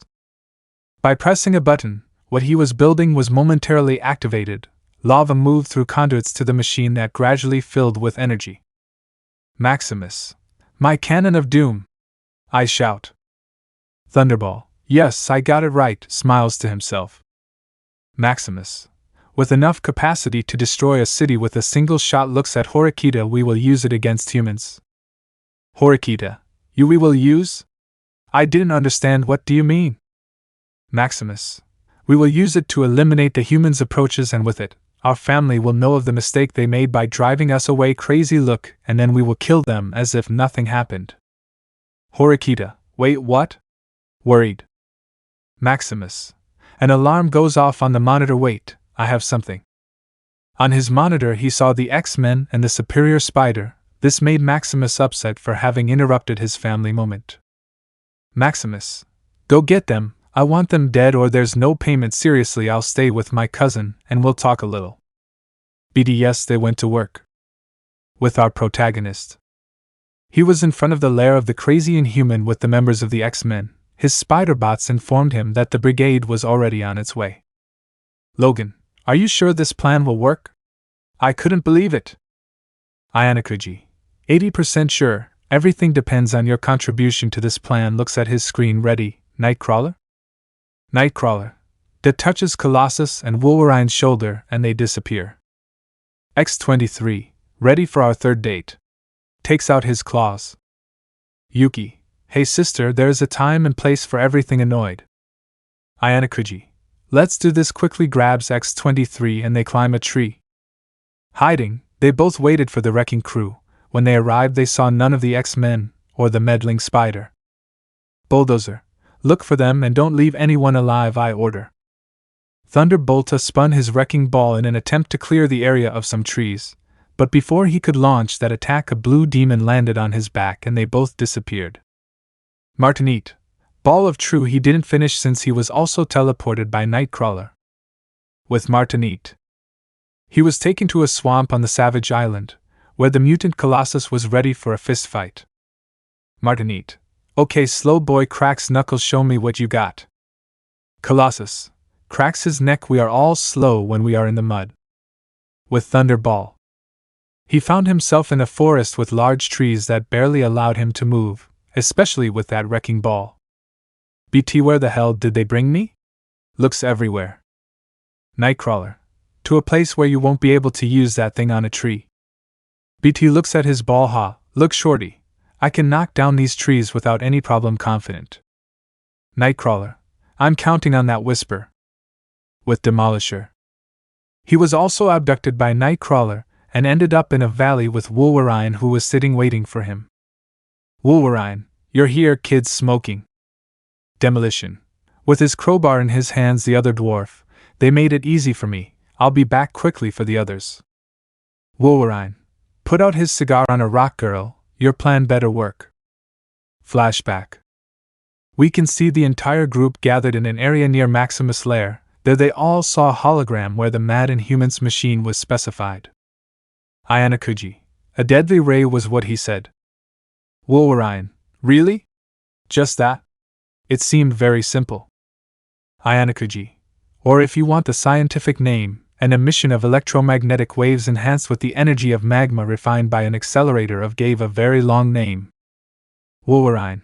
Death ray will be got bored, how do we get in? Ayanokouji. Easy entry points to multiple entrances, but the problem is the welcome committee. The image of the brigade was presented in the hologram, and their abilities were also specified in these images. X-23. We could face them, but it will take some time if they are together, reported. Nightcrawler. I can teleport them to different areas. Of course, I have to see the whole island to interrupt it. Yuki. Sending the images now in Ayanokouji's ear. Multiple images of areas of the Savage Island appeared on the hologram so Nightcrawler could reach them. Colossus. That's convenient, looking at the screen. Ayanokouji.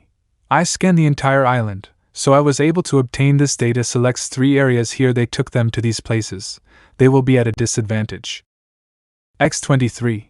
But there are 5. Where will we take the 2 that are missing? Ayanokouji. You and I will take care of those 2 points to Titania and Bulldozer. X-23. Now that we meet, you don't want to separate from me anymore? Smiles. Wolverine. Coughs to get attention. Last time it didn't turn out so well. Ayanokouji. Last time I didn't know what I know now. Seriously, looking at Titania's image. End of flashback. Back with Ayanokouji. He and X-23 were in front of Bulldozer and Titania, ready for a 2-on-2 fight. Titania. I hope you're ready to pay for my hair. Hitch looks at X-23. X-23. You can bet that. Ayanokouji stops her. Ayanokouji. She is mine. Advances to Titania. Titania. Ha, last time it didn't go well for you. Smiles confidently. Ayanokouji. In front of her with a calm pose. You always had such a big mouth, Macpato. Titania froze. No one had called her that since her time in high school. Ayanokouji, noticing that, didn't waste any time and hit her in the face, making her step back. Superior Spider-Man. What happened, Macpato? You don't want to talk anymore? Annoying her. Annoyed, the villain attacked the Superior Spider-Man, but he was faster and dodged it without problems. Titania. How do you know that? It is clearly noticeable that it affected her. No matter how hard she tried to hit him, she couldn't touch him. She felt herself getting a little slower with every word she heard from Superior Spider-Man. Superior Spider-Man climbs a tree. What is it? The Macpato thing? Walks along a tree, thinking I read it somewhere, just like I read about certain things. Yuki. You can, boss. Finish it, cheering.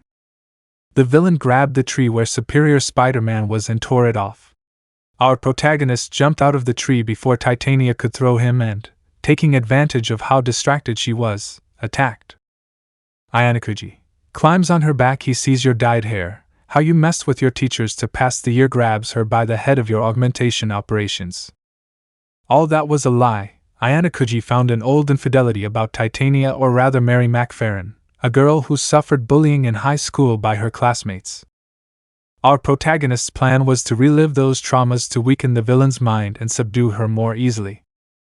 I managed to get her to kneel by hitting her back and then her leg. I grab her hair and pull it back so she looks up. Titania. No! Remembered something. Ayanokouji. Open wide makes me open my mouth.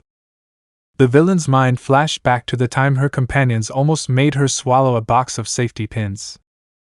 She struggled to close her mouth, but her companions hit her in the stomach to keep it open, just as Ayanokouji did for the same purpose. With her mouth open and light tears in her eyes, she felt something covering her mouth and nose. She remembered the time when her head remained inside a toilet for more than 2 minutes, preventing her from breathing and feeling like she was almost fainting. She felt someone pulling her hair to try to breathe, but she immediately went back under. Ayanokouji had placed a spider web in Titania's mouth which covered her nose. He ripped it off so she could breathe for a few seconds and then hit her head against the floor. Reliving the memories of her high school caused Titania's body to freeze. She couldn't fight back as she couldn't move. It all came to a point where Titania remained on the floor with slight tears in her eyes and bruises from the fight she had with Superior Spider-Man. Titania, now no more scared. Superior Spider-Man looks at her from above anyway. I'm done, you need help. Power doesn't solve everything in one's life. Stops looking at her. X-23. Hey, that was tough. Looks at the villain's condition. Superior Spider-Man, are you done? I don't look at her as I check her monitor. X-23. Easy, he said it while his regeneration healed a broken leg, a cut in the abdomen and a bruise on the eye. You should have seen how the other one ended up. Points to a bulldozer almost dead from blood loss. Superior Spider-Man, I must assume that you want them alive, right? Now he sees the entrance to Maximus' lair. X-23. That's right, now what do you do? Looks at the screen. Superior Spider-Man. Hacking gets the image from the security cameras. Yuki. I must admit that it was difficult, but I'm happy to have achieved it. It was hard for him to enter. Don't I deserve a prize? Smiles. Ayanokouji. No, let go. Yuki. Ash pout. On the screen, Maximus could be seen trying to convince Horikita to join him in killing the humans, and then ruling the Inhumans. X-23. A very complicated family, right? Ayanokouji. You say it, both knew about that. Let's go in. X-23. Above? Below? Behind? In front? He asked.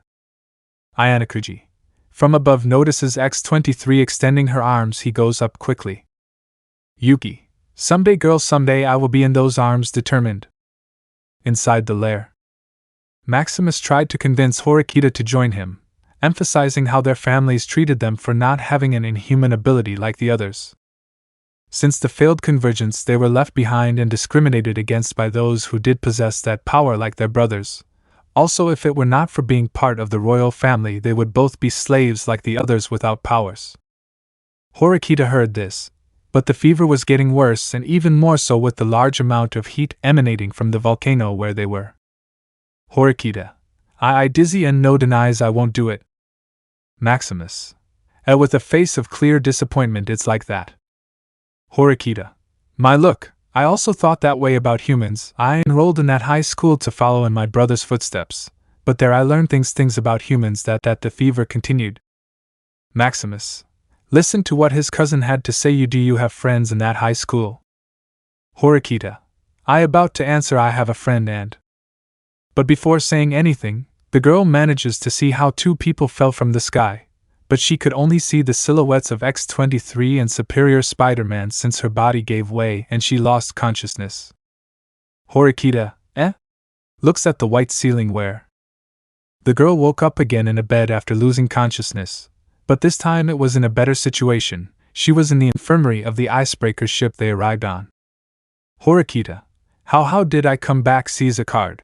Courtesy of your superior neighbor, Spider-Man. The girl was about to smile, but then the door was abruptly opened by all her classmates. Everyone. Ayanokouji. Horikita-san. Go with her. The girl was overwhelmed by the large amount of praise, concerns and more things from her classmates, more from Suda for obvious reasons, who were happy to see her well. But despite all that, only one thing caught the attention of the newly rescued girl. Ike, you are really amazing, Horikita-san. You came back safely from your kidnapping and solved the exam while being sick. He said it, and everyone listened. Now everyone was talking about that fact. Horikita didn't understand. She hadn't done anything regarding the exam. Horikita. Where do they get that I solved the exam? I didn't understand. Sakura. I saw Ayanokouji leave here. He said that you had told him, she says a little shyly. The next few minutes they talked about the exam and how happy they were to pass. Later, In Ayanokouji's room, the infirmary, he was reviewing more soldiers' resumes for his personal project.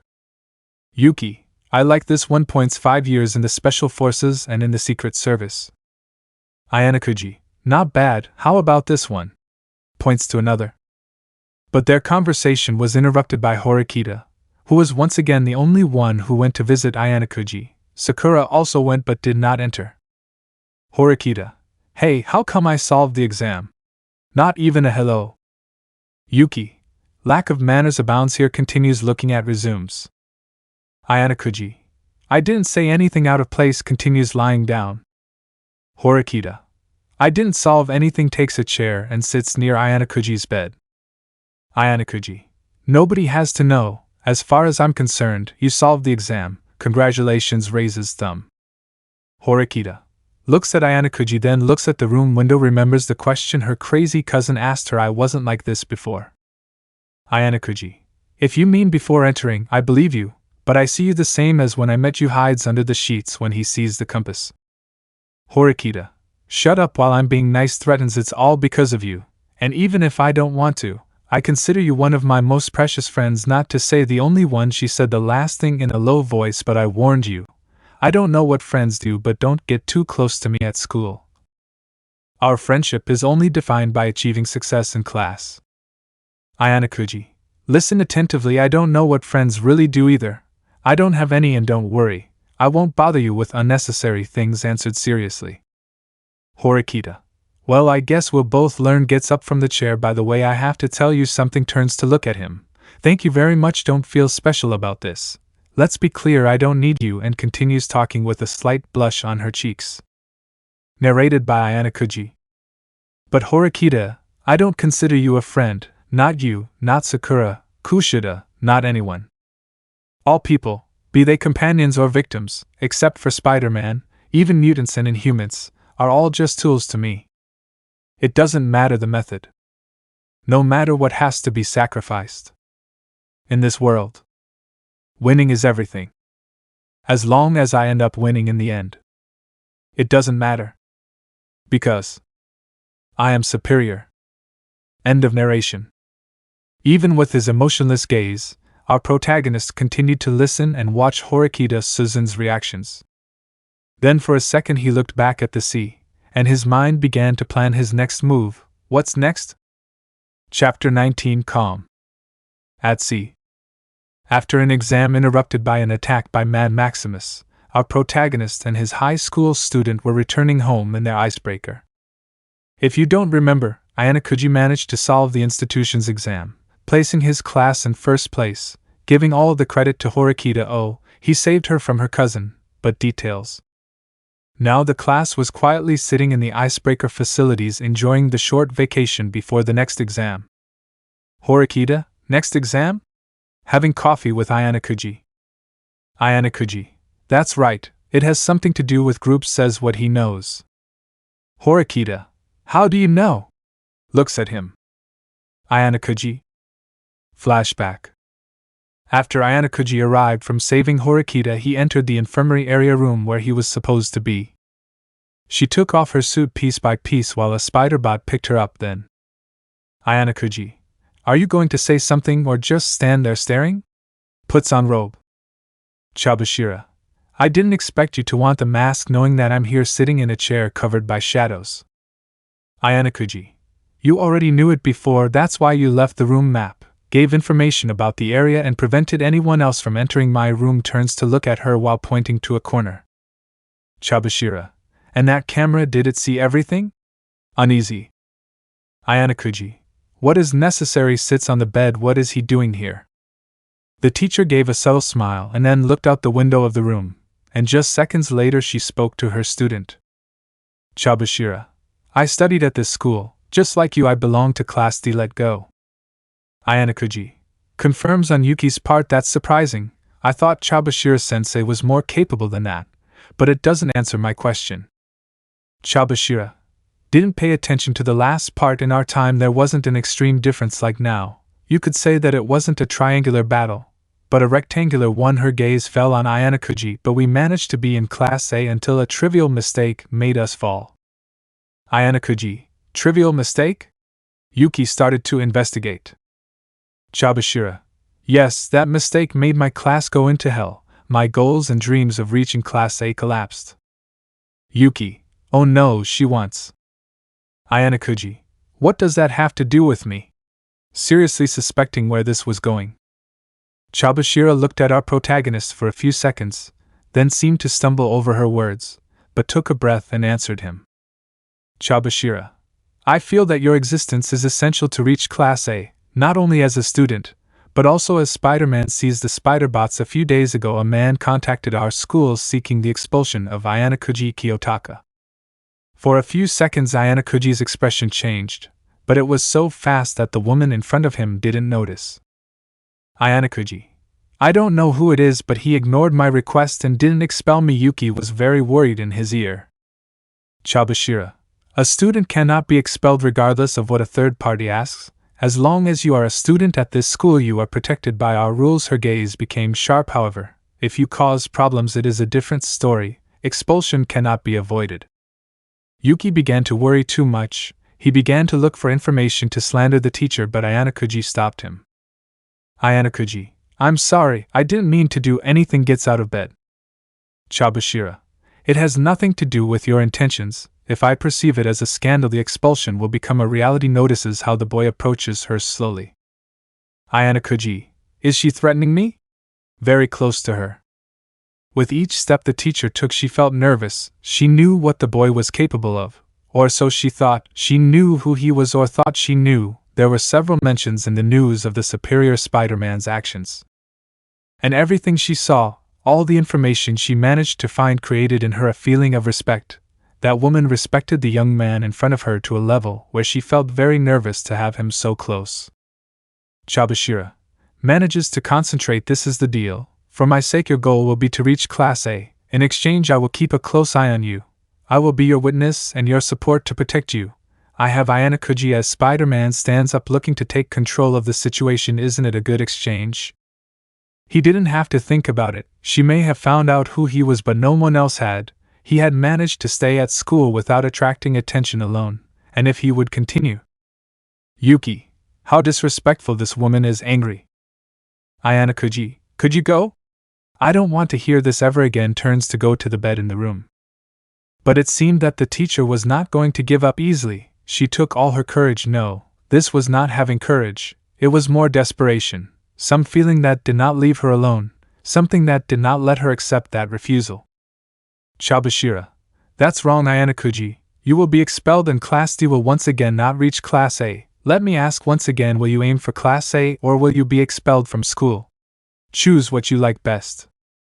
Giving up his free will to protect his freedom, it seemed that everything was leading to that result. On one hand there was that woman who wanted to use him to achieve something that she couldn't years ago, and on the other. Ayanokouji. I might regret this decision, maybe later I'll try to manipulate him. It was an answer taken as an affirmation. Chabashira. Subtle smile. Don't worry, my life is already full of regrets. There will be an exam on the ship, and groups. Good luck. Starts walking. Her heart was beating fast. She managed to put in check the guy who lifted cars and fought against enemies 10 times stronger than her. She had made him her tool to rise to Class A. The adrenaline was in full force. As soon as he left the nursing room he collapsed against the wall. Chabashira. It worked. Tries to breathe properly. Like the legend of Icarus, the young man who flew too close to the sun and burned his wings, Chabashira and Ayanokouji flew very close as well, and only one would emerge unscathed from the situation. End of flashback. Ayanokouji. It's not important drinking coffee, or don't you trust a friend? Horikita. If you put it like that, takes her coffee. As mentioned before, none of them knew how to treat their friends or what they were doing, so they opted for something they were used to, which was having coffee. Horikita. Now we must find out more about this group exam. We must not inform the others yet until we have the complete information. Leaves her rate. Yuki. Boss, I think I know something about the next exam. Sends information to cell phone. Ayanokouji. Receives the message. Horikita. Is something wrong? Looks to see if I'm here. Yuki. Your big nose somewhere else, thanks. Ayanokouji. Nothing, just an alarm. Puts away the cell phone. The conversation would have continued if it weren't for the presence of Ryuan, who arrived with his entourage, and as if he didn't exist, Ryuan stood between them. Ryuan, Susan, congratulations for passing the island exam, and I'm very sorry for your kidnapping. Looking at her and pretending. While those two were talking, Ayanokouji saw the companions noticing Ibuki, the blue-haired girl who had stayed with her, and had a camera hidden there.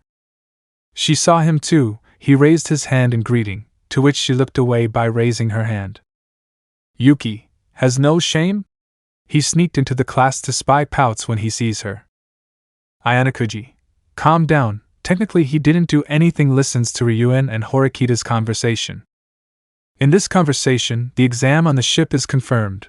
Ryuan told him for an alliance and to pass the exam, emphasizing on being friends. Horikita, the closest thing I have to a friend is Ayanokouji. The boy greets upon being mentioned slowly. He is as useless as he appears. Yuki, tell me to my face, you wretched piece of shit. Continued Ryuan, just like fish poop in the sea. Laughs at his own joke. Yuki, lizard, better watch out or I'll make you stew. Rolls up sleeves. The conversation ended with Ryuan's request for an alliance being rejected, and he left the place, saying goodbye only to Susan. Ayanokouji finishes his cup. Do you want more? Horikita, Yupei leaves her cup. Later, our protagonist walked through the ship's corridors, observing the sky and the different students who were there. Ayanokouji feels the cold breeze on his face. When will I feel something like that again? Yuki, what if we buy a plane with the company's first payment? It was an interesting proposal. Ayanokouji, yes, here's things near him. Turning a corner, our protagonist and his AI observed the girl with light red, almost pink hair who was talking to herself. Yuki, oh, let's see what he says. Uses lip reading program. Oh. Ayanokouji, what's wrong? Curious. Yuki, nah, nothing boss, you better go talk to her. Stays quiet. Believing it was his partner's mistake, Ayanokouji walked up to Sakura, who was still talking. Getting closer, he heard how the girl seemed to be asking to go out with someone. Ayanokouji, Sakura-san? Behind her. Sakura, hi, gets scared and turns around. Ayanokouji-kun. Embarrassed. The girl seemed to jump slightly and became invisible, as if it were a defense mechanism. Yuki, will he have a guilty conscience? He monitors what happened. Ayanokouji, I'm sorry to scare you. Waits for it to become visible. Sakura reappears. Sorry, you took me by surprise. Ayanokouji, what were you doing here, if I may ask? I thought I heard you talking to someone. No one leaves. Sakura, and me? Nothing, I just saw the stars. If that. She tries to calm down. Yuki looks at there being no place to see the stars. You just nod. Boss, drop of sweat. Ayanokouji, it's okay, remember to wrap up warm, it's cold to leave. Sakura, Ayanokouji-kun stops him. Are you okay? Sees the boy tilt his head. Well, I wanted to go see you in the infirmary, but Chabashira-sensei didn't let me. That's why. Now her voice slowly lowered until it couldn't be heard anymore. Ayanokouji, I'm fine, you don't have to worry. Waves his arms to show that he's okay. Sakura, slight smile. I'm glad. If something happens to you. Her voice slowly lowers again.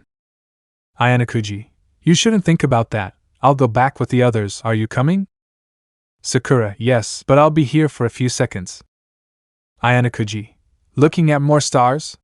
Points to the wall. Sakura avoids looking at the wall if doesn't say anything else. Ayanokouji left the girl there, while she felt embarrassed for giving a meaningless excuse. Sakura, how embarrassing, stands there thinking. Chapter 20, Storm. Ayanokouji, open your leg. Serious.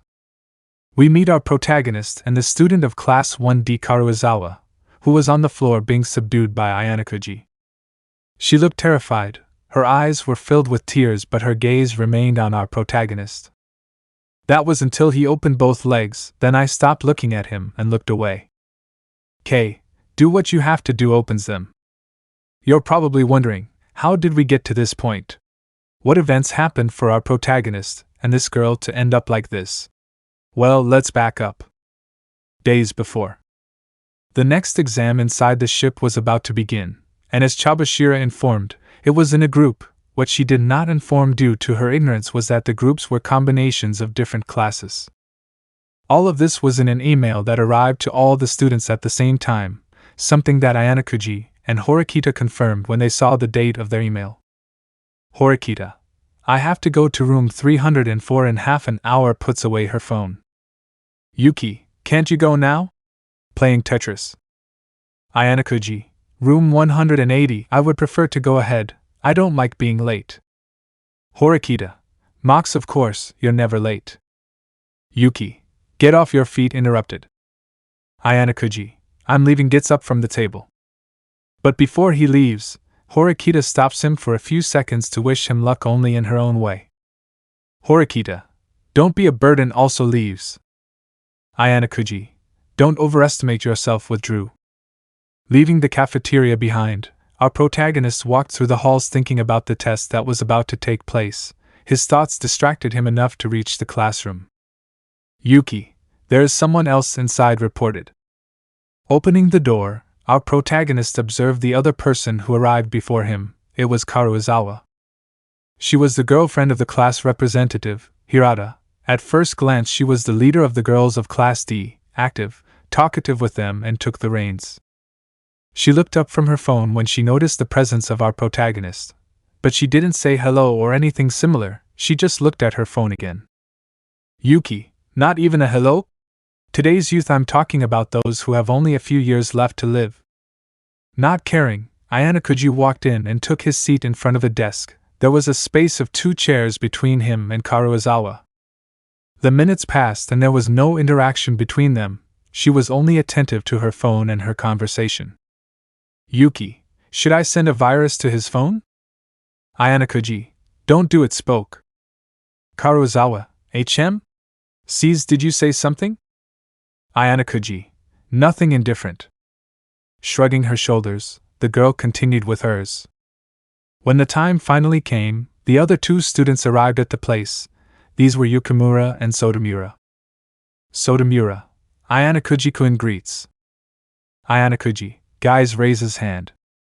Sotomura: hello. Karuizawa-san waves cheerfully. Karuizawa sees them but continues with her cell phone. Yukimura: slight annoyance, the teacher hasn't arrived yet? Ayanokouji: nothing yet, but it shouldn't take long. And it didn't take long for the teacher to arrive. It wasn't Chabashira-sensei, it was Mishima, teacher of Class A. He was in charge of explaining the rules of this exam. In short, they had to discover the imposter, and they would get together with other kids from other classes to talk and discover which of those present was the imposter. If at the end of the exam no one was successful, everyone would receive a certain number of points. But if someone discovered it and reported it, this person would receive all the points of the group. Mishima: your group is the rabbit group. It will be up to you to discover the imposter and decide whether to expose him or remain as a united group. Yuki: same as Tomodachi. He stops because then the copycat falls on him. Mishima: in a few hours you will be sent an email informing you whether or not you are the imposter and the recreation room which you will use for your meetings. Any questions? Karuizawa: yeah, can we go now? Bored, I'll go get Yusuke to go on a date. Yukimura: hey, we are with a teacher, could you respect that? Interrupted. Karuizawa: oh sorry, they call me lied. Can we go, right? Mishima: yes, you can leave. It didn't take long for the blonde to leave, leaving her 3 classmates in the classroom with the teacher. Yukimura was bothered by the girl's lack of respect. Sotomura didn't seem to care, nor did Ayanokouji. Yuki: that girl needs character development. Nods as she says it. Since there were no more questions, those present left. Ayanokouji returned to his room shared with the other students in his class to wait for the email that would indicate whether or not he was the imposter. Yuki: boss, the teachers are talking at the ship's bar, should I show you the image? Sends the spider bot. Ayanokouji: go ahead. Looks. In that picture there was Chabashira-sensei, Mishima-sensei and Hashinomila-sensei. There was one more that I didn't recognize. The teachers seemed to be talking about their time in class and how they were almost close to reaching Class A, but when that topic was brought up, Chabashira got upset and decided to change it. Ayanokouji: Yuki asked for a report. Yuki: Pupils altered, pulse increased, and he looks nervous. It seems that his time in Class D was very interesting, don't you think? Should I investigate? I was already doing it. Ayanokouji. Be discreet, please, lying in bed. Time passed, and the email was received by all the students inside the icebreaker. Our protagonist was not one of the imposters and was now confirming that Horikita was not. Horikita. Looking at Ayanokouji's phone, so Karuizawa-san, Yukimura-kun and Sotomura-kun are in your group. Ayanokouji. That's right, and you tell me that you are with Hirata and Kushida. Horikita. Yes, Dragon Group returns the phone, we will meet soon. Yuki. Identify your group's break room, boss. I have cameras and it sees the images. Ayanokouji. We will be in the classrooms for about 3 hours. Can you find out who the imposter is? Knowing the problem you have with Kushida-san. Horikita. Sighs, I know. I don't know the reason for her hatred towards me, but I will try to talk to her. It is difficult for her. Ayanokouji knew of the girl's inability to establish relationships with other people. He knew it very well since he had to overcome a wall in his head for him to sympathize with her. Horikita as a cover was efficient, more as a means to unite the class, not so much. Ayanokouji. I will need other options, thinking. Yuki. It's almost time, alarm. Ayanokouji. I'm leaving, I'll go to the recreation room with the others. It wasn't long before he arrived. Inside he waited for his classmates, and the others from the other classes. I didn't know most of them, except for Ibuki from Class C and Ichino's from Class B. I greeted them, but the only one I made direct contact with was Ichino's. Ibuki. Looks away, avoiding eye contact. Yuki. If you continue to disrespect the boss, I will look for your family and sink their financial accounts into shit. Interrupted. Ichino's. Ayanokouji-kun, it's good to see a familiar face, smiles. Ayanokouji. Same here, I guess we're all here, goes to the group. The chairs were arranged in a circle, but the classes took share tokens and stood together. It seems that it will not be easy to harmonize the classroom. End of the first day. Nothing had been achieved. The rabbit group had almost no interaction other than a fight between Karuizawa and the girls of Class C. Yukimura. Karuizawa-san causes us a lot of problems, clearly upset. Sotomura. Nods because of how Class C has been moving until now. Who knows what actions they can take against it. Ayanokouji. I think we're about to see it, points. The three of them set their sights on a door that led to the stairs, through which Karuizawa and the other girls from Class C passed. Yukimura. Sighs, and now what? Sotomura.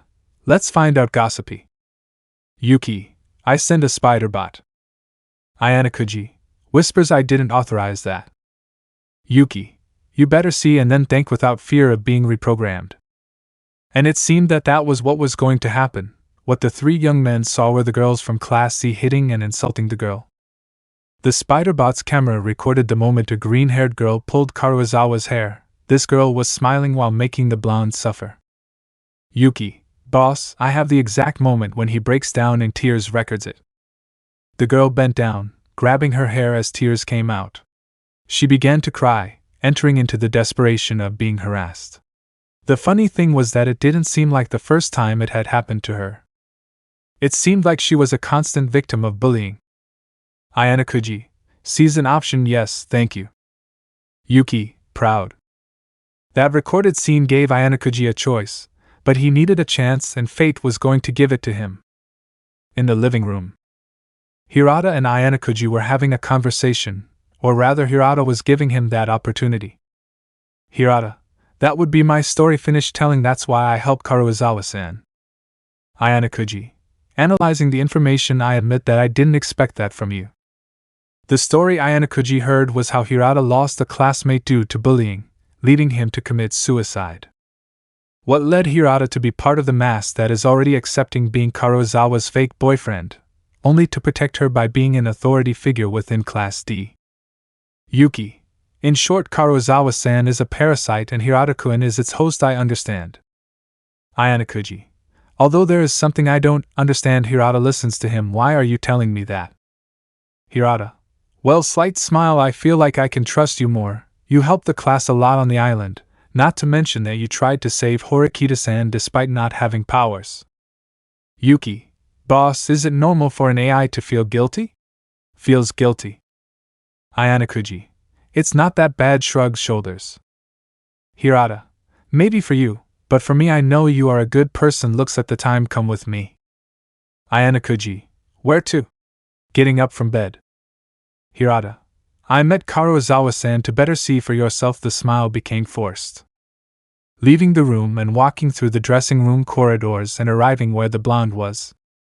At first she smiled at seeing Hirata, but her expression turned annoyed when she saw Ayanokouji. Yuki, subtlety was lost over the years or what? Offended. Karuizawa, Yusuke points to our protagonist, what is he doing here? Hirata, don't worry, he knows it. Whatever you have to say to me can be done in front of him, I trusted Ayanokouji. Yuki, boss, the guilt is rising, hits his head against a virtual wall. Despite Ayanokouji's presence, Karuizawa expressed her concern. Karuizawa, Hirata-kun, I use his last name, I need your help. The problem the blonde had was with the girls from Class C, the ones who were pulling her hair a little while ago. Karuizawa's intentions were for Hirata to take action to protect her, as she had asked him to do long ago at the beginning of school. Ayanokouji listened attentively, confirming with this conversation that they did not have any relationship, and it was all a facade so that Karuizawa would feel protected by an authority figure. But although he agreed to protect her, Hirata's ideals prevented him from harming any classmate, whether he was in the class or not, something that bothered the blonde. Karuizawa, annoyed, you are supposed to be my boyfriend. A good boyfriend protects his girlfriend, and I need you to protect me. I need your help. You will protect me, right? Hirata, yes, I will protect you. You are a classmate, but I will not hurt anyone for helping you. Clarification. That wasn't what Karuizawa wanted. She wanted Hirata to defend her from those girls using the same violence they used on her. Annoyed, the girl threw the can she was holding on the floor and expressed her discontent at Hirata's inability to follow orders. Karuizawa, if you're not going to do anything I ask of you, then I don't need you. More than annoyed. Leaving Hirata's side, the blonde left the place, bumping shoulders with Ayanokouji, who had to move so as not to break a bone in Karuizawa's body. Hirata, sighs, I'm sorry the conversation took that turn. Don't feel uncomfortable, Ayanokouji-kun. But Ayanokouji wasn't uncomfortable at all, it was quite the opposite. Ayanokouji, I'm not, thanks for trusting me with this. Hirata-kun sees him. Hirata, please call me Yusuke, and I hope that very soon you will let me call you by your name. Ayanokouji-kun, if you allow me. He walks away in the opposite direction. Our protagonist was left alone, not counting the AI, and began to think that Horikita was a good cover, but as a leader she was not enough, whereas Karuizawa was. Ayanokouji, he is a parasite that attaches itself to the best host he finds, but despite that he took control of the girls in our class with a personality that contrasts with his real self, sees potential. Yuki, boss, what's going on in that big brain of yours? Ayanokouji, Yuki, let's go get a cell phone. Everything led us to these events. Ayanokouji sought to know the true nature of the blonde. First he was going to break her to reveal his self. He managed to contact the girls in Class C by pretending to be someone who doesn't like the blonde. He convinced them and took them to the Icebreaker's engine room where they could beat the blonde to their heart's content without witnesses. But the problem would be getting Karuizawa to the engine room? Well, that's where Hirata came in. Ayanokouji used his phone to send her a message to meet at that place, and she gladly went. While she arrived, Ayanokouji positioned himself in a place in the engine room where he could see everything but no one could see him, and to have more angles he called some spiderbots to record. The plan, as simple as it may seem, worked perfectly. The girls hit her, pulled her hair, spit on her, and even went so far as to break her finger. Yuki, boss. Ayanokouji shoots a spider web that makes some tubes fall. Worried about being seen, the girls decided to leave Karuizawa there and get out of the place. The blonde was devastated. Ayanokouji saw how she began to break down in tears and twitch on the floor. Ayanokouji, its time, comes down from his hiding place. Hearing his footsteps, Karuizawa became alert and wanted to return to her role as the tough girl in class. Karuizawa wipes away tears. Who you? What do you want? What are you doing here? No response. Did you see it?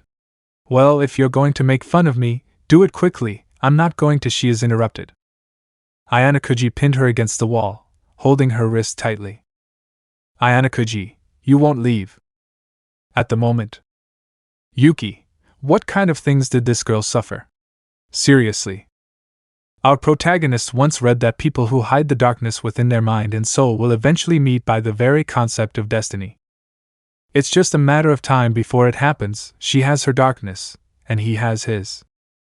In a way, they are connected and they were about to meet.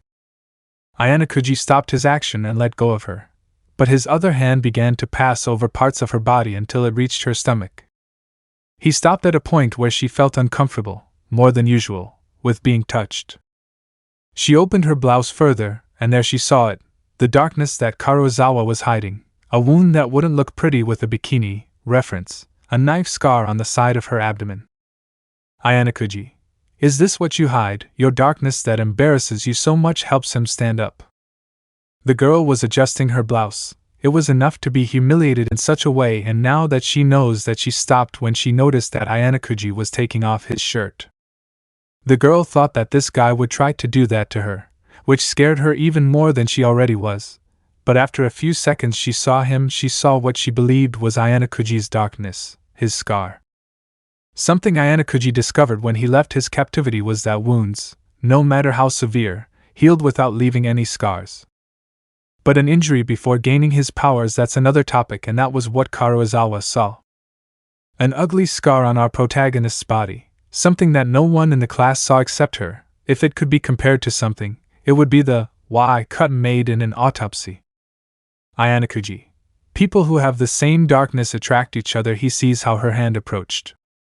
The girl felt the scar. It seemed like it wasn't real until she felt it with the palm of her hands. Then she looked into Ayanokouji's eyes again, which were as cold as the steel they were on. Ayanokouji, from now on I will protect you. You work for me and I work for you, is that clear? Extends his hand with his shirt still open. People who have the same darkness attract each other. Ayanokouji said that, but what he didn't mention was that the stronger darkness ends up covering the other. And of the two, Ayanokouji had the superior darkness. Something that Kurosawa would understand too late, but she would not regret having entered it. Chapter 21, Holidays Part 1. Some time later, we find ourselves in our protagonist's room. There we can see him lying on his bed reviewing some papers from his company. As the holidays had officially started, students from all classes were enjoying their free time. If you're wondering how the icebreaker exam ended, the only important thing is that Ayanokouji accomplished his goal of hiding that Kurosawa was the imposter.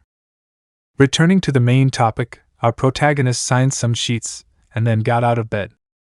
His company was doing well, so later he would give a few words of encouragement to his workers.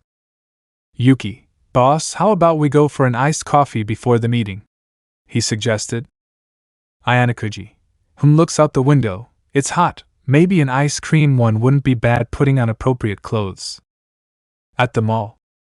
Entering through the main door, our protagonist was still dazzled by everything inside, but he continued with his mission.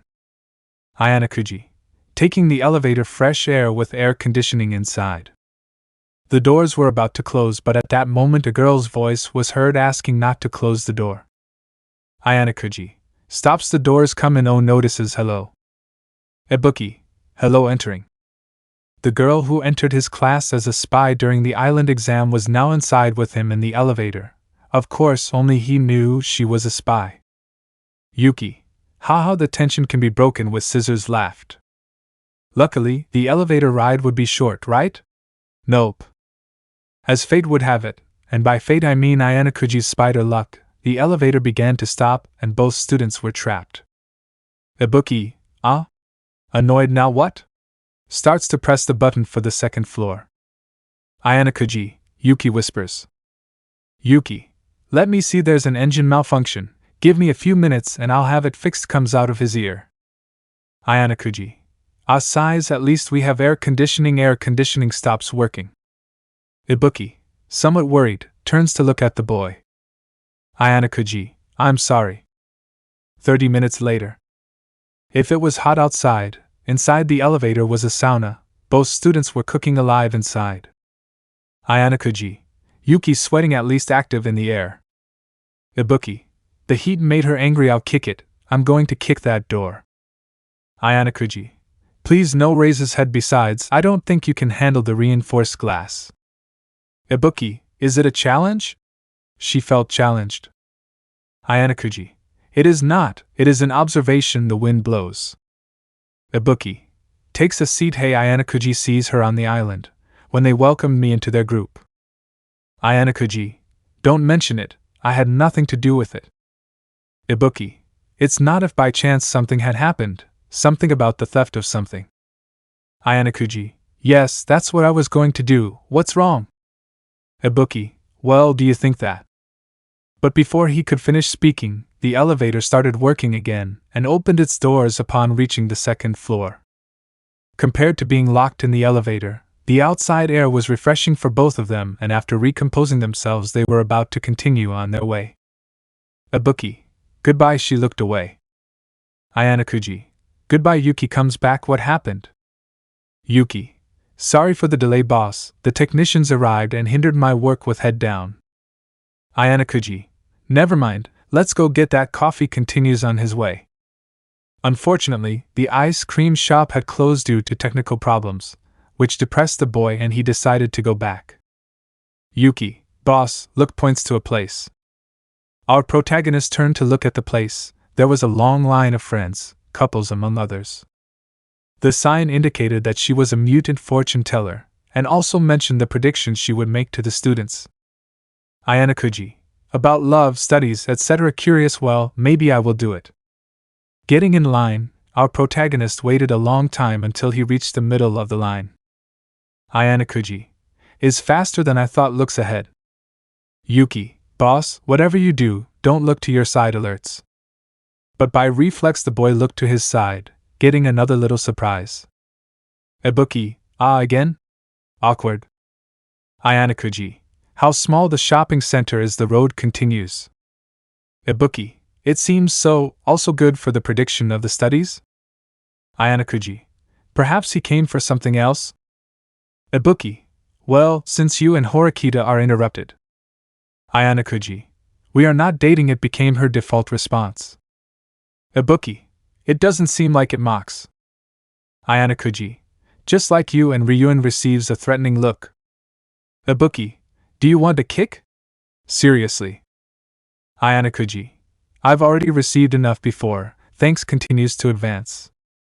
But when a few young people entered, a worker at the establishment indicated that because of the time, they would only accept couples, which reduced the line even further. Ibuki. Tisk. Hell. Looks at Ayanokouji. Ayanokouji. Huh? Looks at Ibuki, who? Minutes later. Guess. Good afternoon. Young people smiles. What does the young couple want to know? In front of the mutant were Ibuki and Ayanokouji holding hands, posing as a couple to be greeted by the fortune teller. Both studies at the same time. Guess. Sure. Smiles. His hands, please. Both young people extended their hands. The fortune teller explained that she would first give them a small evaluation before seeing their future. Guess. Ready? Your little Ibuki, come take a seat. The blue-haired girl obeyed and was ordered to place her hand on a crystal sphere. As she did so, the fortune teller's eyes shone. Guess. Seeing the future. Oh, I see that your academic future is on a good path. Just avoid bad company. Nodding, now it was our protagonist's turn. He followed the same instructions and placed his hand on the sphere. Guess. Okay, if everything is black? Gets shocked. Wait a minute. This his expression changes. Get scared. You walks away. Go away. Ayanokouji. Excuse me? Not understanding. Guess. They should leave. With a terrified expression she throws them out of her shop. She lies. The average will come. Stay away from purple. Don't let the thunder fall on you. The last laugh will be your end, was the last thing she said. Without fully understanding what had happened, both young men left the place towards the exit. Yuki. What's wrong with that crazy girl? Worried. Ayanokouji. Who knows? Looks at Ibuki. I guess we part ways here. Ibuki. A bit intrigued by what happened inside, huh? Yes, about to leave. Ayanokouji. I would have believed you. The girl turned around and didn't understand what he meant in the elevator. You mentioned a possible robbery. That's my answer. I would have believed you if you said you were innocent. Ibuki processes the information, but you barely know me. Sees the boy shrug his shoulders. You're weird, but thanks. Feels calmer with herself. Yuji, boss, sometimes I think you are too good. Smiles. Ayanokouji, no, it's just that I had planned to steal something from the girls and cause a commotion so that she would steal the card and escape. Continues walking. Chapter 22, Vacation Part 2. Ayanokouji, look serious. This is not going to stay like this. At this moment, Ayanokouji Kiyotaka was facing the most formidable rival of his life. No matter how hard she tried, she couldn't get rid of him, not even with the most logical methods she could think of. Yuki, I recommend taking drastic actions. Also irritated. With a cold gaze and no intention of holding back, our protagonist looked one last time at his mortal enemy. Ayanokouji, I'll split you in half. Serious. Horikita, no. Tries to break free. 2 hours before, a new day had begun and Ayanokouji's friends decided against their will to go out and take a walk. Ayanokouji, why are you taking me? It's not noticeable, but he was tired. Kenji, come on buddy, without you the group is not complete. Smiles. Yamauchi, where are we going? I say to the cinema. I want to see the new A Morning with the Devil. Yukimura, no, it's too early to watch a movie. Thinking let's go see what we find in the store. Ike, yes, I heard that every fortnight they bring interesting things. Choosing to go to the store. With a set course, the group continued moving forward until they saw a young woman sitting on a bench reading a book. Ike, Horikita-san waves. Are you coming with us? We'll go to the store to see what we can find. Encouraged. Horikita, reading? No, that's where I come from and I have everything I need. Looking through the bag a bit, Ayanokouji saw a few items from his masked identity. Yamauchi, it's a shame, it would be more fun if you were. I couldn't be more of a liar. Horikita, aha, continues looking through her book. Continue on your way, you won't hear from me again for today. Doesn't know what awaits her. Yukimura, yes, of course, walks past sometimes. Ayanokouji, let's just leave her alone, and now walks past her. At your destination. The group looked around the place for something interesting, and boy did they find a lot of things. Ike, I'm tempted to buy everything I see. Smiles. Ayanokouji, you're going to need those points later. Looks at a merchandise with his insignia. While they were looking at the merchandise, Yamauchi spotted one of the leaders of Class A in the distance. Yamauchi, look, isn't that Katsuragi-san? Points indiscreetly. As if they were Sarigelas, the entire group, including Ayanokouji, turned in the same direction, seeing one of the leaders. Katsuragi was in a section of feminine artifacts. He seemed to be very focused on what he was looking at. Yukimura, do you think he's looking for something for his girlfriend? Being in that group corrupted him. As the young bald man continued searching, our group began to give certain opinions of what they saw. Ike, who would say that the leader of Class A had a girlfriend, thinking she would be a pretty girl? Yamauchi, could it be? I wonder what a girl would see in a man like Katsuragi-san. Ayanokouji, can we keep watching? Wanted to move forward. Yukimura, it's better, we shouldn't talk behind each other's backs. Curiosity gone. Ike, but let's be honest, we would all like to have a pretty girl as a girlfriend. It seems he changed the subject. Ayanokouji, you are mentioning something that does not concern us. Size. Ike, it's the truth. If I could, I would give something to Kushida-san, who is the prettiest girl I know. Size for other reasons. Yamauchi, but Kushida-san is not the only pretty girl there is. Sakura-san is a good example too. Thinking about her, by the way, Ayanokouji, didn't you promise me her number? Ayanokouji, ignores the last part, but you weren't even paying attention to it a little while ago. Ike, maybe, an honorable mentions to Karuizawa-san, but in our class there are also ugly girls. The clearest example is Shinohara-san. Ayanokouji, Ike-san. Ike, wait a minute, she's the ugliest girl in our classroom. Yokohama, Ike-kun. Ike, wait, I really don't know any girl uglier than her. Yukimura, Ike. Raises his voice a little. Ike, what? Somewhat annoyed. You! Was heard behind him. For a second, Ike's skin and blood froze. He felt a huge chill down his spine, and after calming down a bit he turned around only to see the girl he had just mentioned very angry and having a look capable of killing anyone who crosses her path. Ike, for the first time in history he was speechless. Shinohara, you are an idiot! With tears in his eyes. After being socially lynched by Shinohara's group of friends and being left alone to be lynched by his biggest and best friends, the group left the store. Ike, couldn't you warn me? I don't know, raise your hand or hit me? With eyes closed. Ayanokouji, no, seeing you sweat is better looking forward. Yamauchi, I don't know about you, but seeing Ike sweat left me satisfied with today's adventures. Says goodbye to go to his room. Ike, I don't feel like doing anything anymore. He also leaves. Yukimura, I'll go study, it may be a vacation but you never know anyway. Being alone, Ayanokouji continued walking around the place, somewhat enjoying his solitude. Ayanokouji, taking a breath. What does it mean when I don't stop to think and take a breath?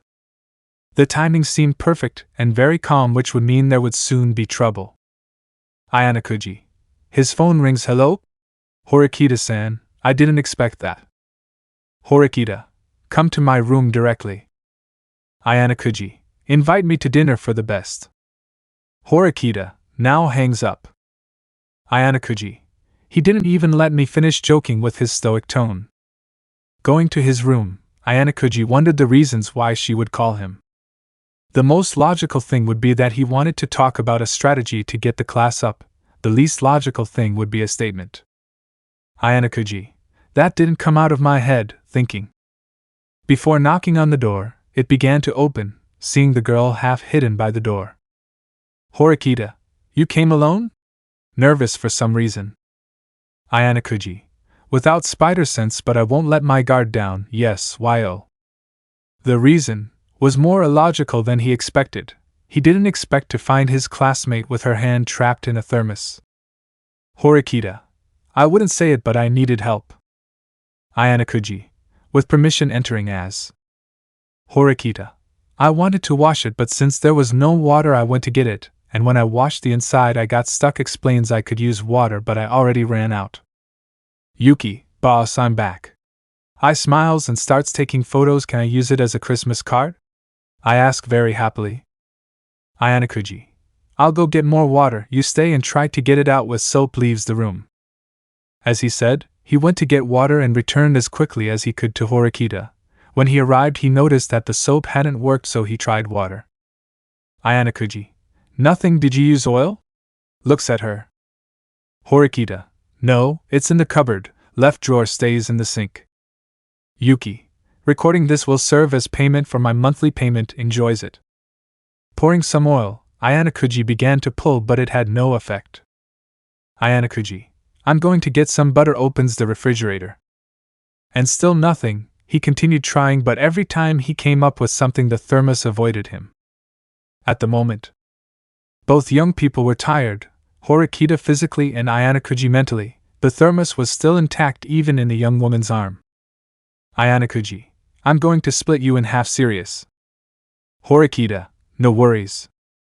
Ayanokouji, come on Horikita, how much do you need this arm? It seemed like the only solution would be to cut the thermos, or his arm. Horikita, I need it more than you think. Tenses. Yuki, I already asked the spider bot for a close eating popcorn. Ayanokouji, desperate times. With every step Ayanokouji took, Horikita took a step back, reaching a point where she found herself cornered against the wall by the protagonist. Horikita, you wouldn't dare. Ayanokouji, do you know what I am capable of? I don't know if it was because of the fear that caused Horikita's arm muscles to give way or if a magician did it, but the thermos fell to the ground as soon as Horikita touched the wall. Horikita, speechless. Ayanokouji, speechless. Yuki, boss, what if we use the thermos material for your personal project? Ayanokouji, throws that thing away, leaves it, and leaves his room. Horikita, yeah, boots him. Either of them spoke about it again. Chapter 23, Holidays Part 3. Sakura, Ayanokouji?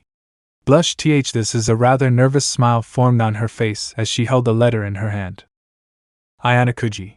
Yes, it is. After delivering it is a sincere letter. If you're wondering why this happened, it's simple. An hour earlier, from Ayanokouji's safe room, where he was working on a power cell, his AI alerted him about intruders in his room. Yuki, boss, someone entered your room with a holographic shotgun in his hands and sent you to sleep with the fishes? With a sigh, our protagonist put the power cell aside and took off his visor only to show a tired look. Not because of the project he had in hand, but because he knew who the intruders were. Ayanokouji. Put them on the screen. Goes to his seat. I thought I changed the key. On the screen was the usual group. Yamauchi, Ike, Sudo and Sotomura were the intruders. Ayanokouji. It's summer vacation and I feel like I see them more often than in class. Grabs a bag of supplies as an excuse. Yuki. We still have the option to expel them if they bother you, boss, with a tender smile, but his intentions are the opposite. Exhausted, but thinking about that option, he left his lair to his room to see what those he calls companions wanted. In his room. Ayanokouji. Can you repeat it for me, please? He thought he heard wrong. Yamauchi. Yes, I want you to give this to Sakura-san, giving her the letter from the beginning. It is a confession letter from me to her. Yuki. Yes, I heard you right, boss. Coughs a little. What do you think we are? Postal service? On the defensive. Ayanokouji. That's what I was afraid of. Whispers. Why me? Yamauchi. You only reminds him you asked me to throw mud on Horikita-san so she could wash herself, and I don't know what you were going to do to her. Suda spits out his juice. Wait, what? Ayanokouji. But that didn't happen to Suda because of his kidnapping. Yamauchi. Yes, but I was going to do it, but the deal was his number. I ask you this because I didn't get to do the mud thing. Grabs him by the shoulders. Please, you are one of the few he talks to. Yuki. Plans to confess to a girl he's never talked to before? What's wrong with today's youth? In a wheelchair. Ayanokouji. Being agitated. It's okay. Stops him. I'll give it to you, but I don't guarantee anything. Yamauchi. Thank you, Ayanokouji-kun. Congratulations. Sudo. Taking advantage of the fact that you are feeling generous, can you help me with Horikita-san? Forces his way in. Ayanokouji. Do not abuse my nobility. Tired. Returned. For the girl this was a dream. The boy she liked, don't pretend, it was obvious from afar, had given her a letter, and the tone, plus the heart stamp sticker, indicated that it was a declaration letter. She breathed heavily for a few seconds and then tried to catch her breath, looking like she was going to faint from how red she was. Sakura, seeth ye? Chilled without noticing. Ayanokouji. Excuse me? Didn't understand that statement. Sakura. Coughs a little. I say, if it wouldn't be too much trouble for me to open Ayanokouji's letter now. Blushes. Yuki. Good save. Thumbs up. Ayanokouji. Sure, I see. Sakura opened the letter with enthusiasm, but it's not mine. It's from Yamauchi. I noticed that the girl's mood has fallen dramatically. The pink-haired girl's overflowing spirits were completely shaken by our protagonist's last words. A bucket of disappointment was poured over Sakura as she continued to open the letter, but with much less effort than before. Sakura. From Yamauchi-kun's sighs. I thought they were from. Whispers Ayanokouji's name. Ayanokouji. Are you okay, Sakura-san? Comes closer. Sakura. Pulls herself together. Why yes, I'm fine. Sees the letter. Wants us to see each other. Ayanokouji. It's better that you don't listen. It's something private between you two. He was about to leave. But as she walked out the door, the weather turned in Sakura's favor, causing a drizzle that prevented Ayanokouji from leaving the building where she was with Sasuke. Yuki. Does anyone else think this is appropriate? Smiles at nothing. Ayanokouji. I guess it's my luck that this happens. Sighs, and I don't have an umbrella. Sakura's light bulb went on and her eyes sparkled as she put the letter aside in her pocket and approached our protagonist again. Sakura.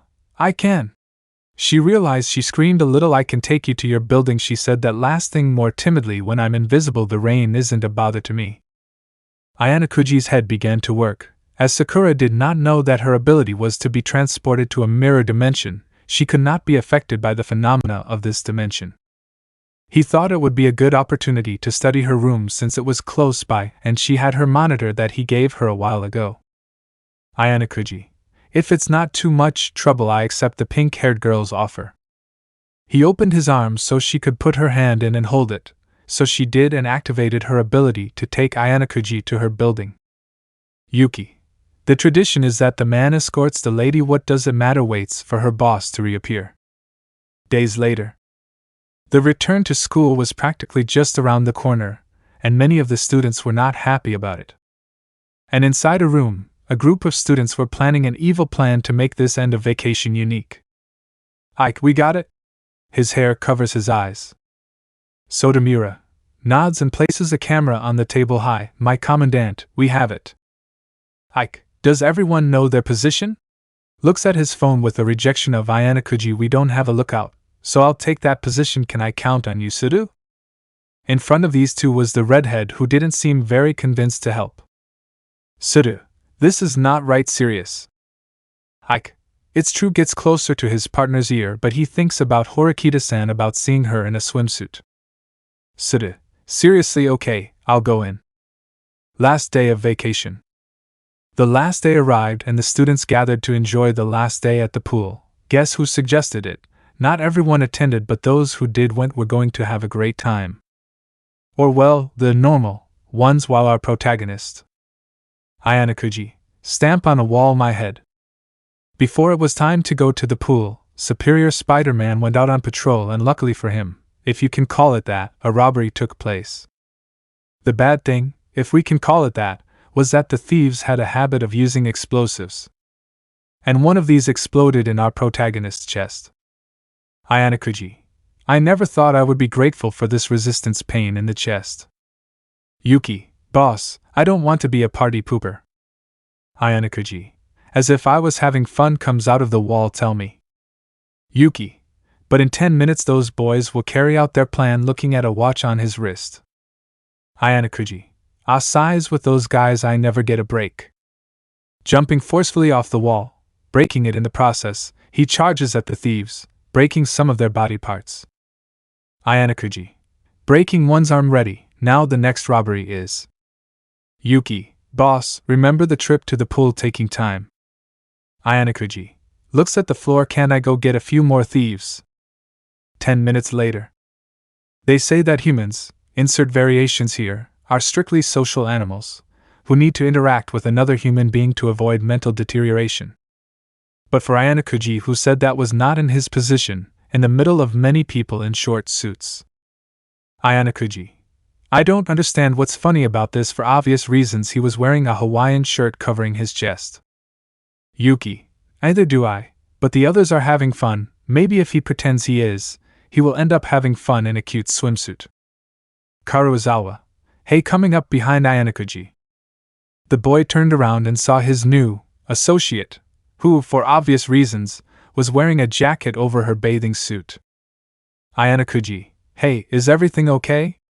Although it seems like a question about his condition, it was actually to find out the results of his actions.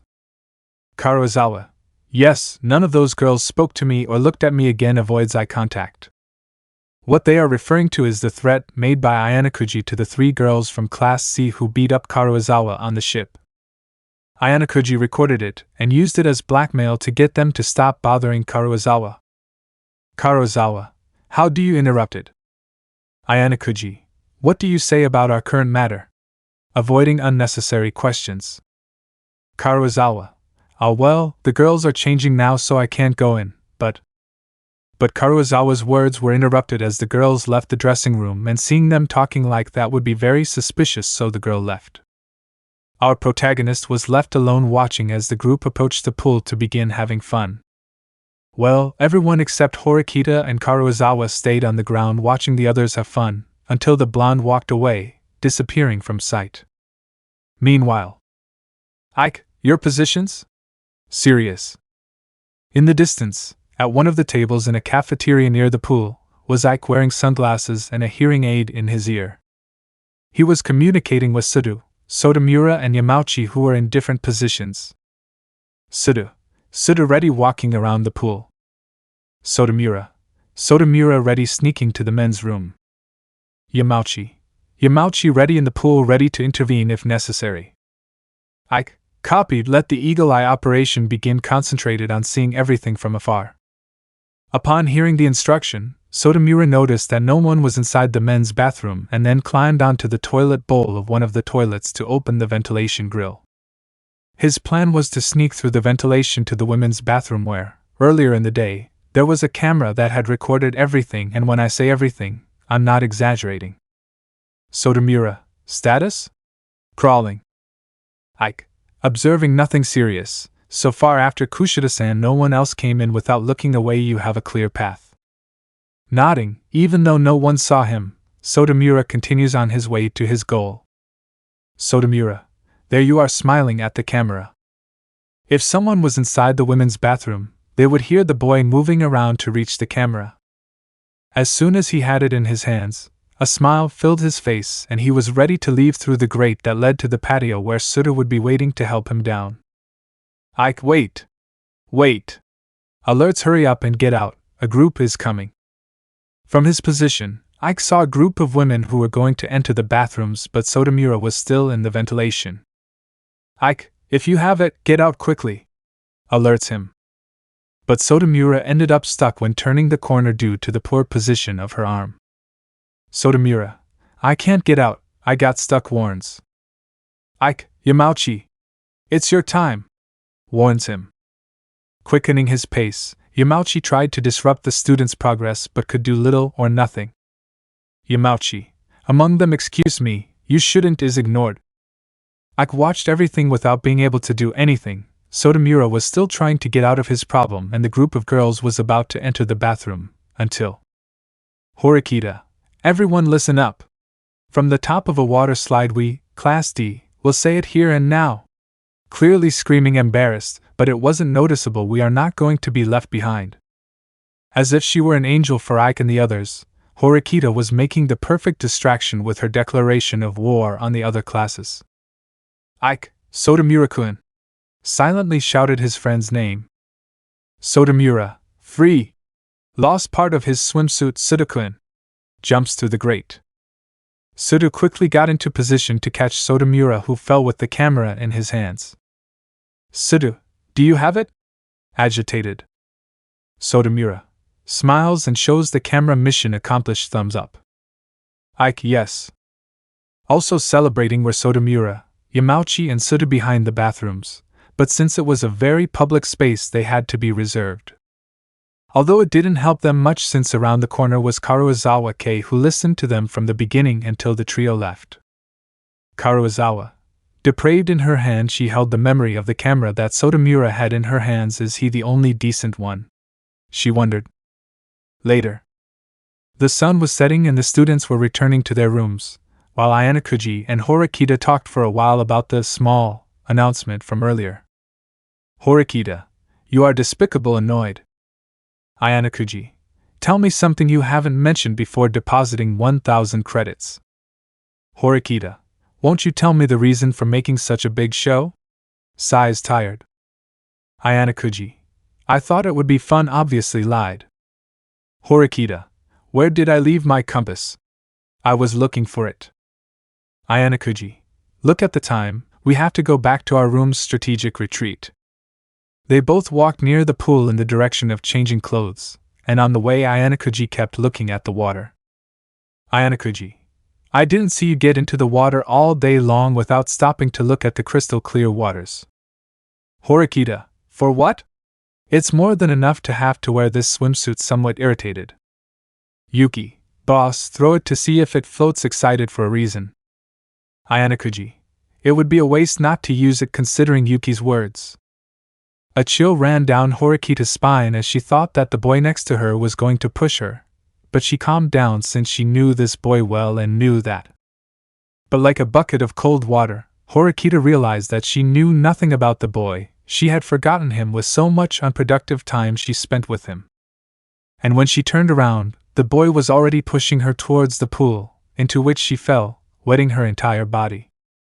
Yuki suggested that doing that would be fun, but for Ayanokouji it wasn't all that fun, and he felt the penetrating gaze of the wet girl. Ayanokouji, sorry, I thought it would be fun, bends down to help. Horikita. That would only be true for individuals whose emotional relationship is within the range of friendships. Takes Ayanokouji's hand. Ayanokouji. Oh no, is pulled. Like Horikita, Ayanokouji also forgot something. He forgot that his spider sense didn't work on her and fell into the pool pulled by the black hair. Yuki. Nahuahaj pretends to drown. When Ayanokouji emerged from the water, he only heard Horikita's next words without seeing her face. Horikita. And we are not in the range of friends. I couldn't see the girl's expression because of the water. By the time Ayanokouji managed to see anything, the girl was already leaving and all he saw was her back. Ayanokouji. Leans on the edge of the pool. Call me crazy, Yuki, but I thought I heard her laugh.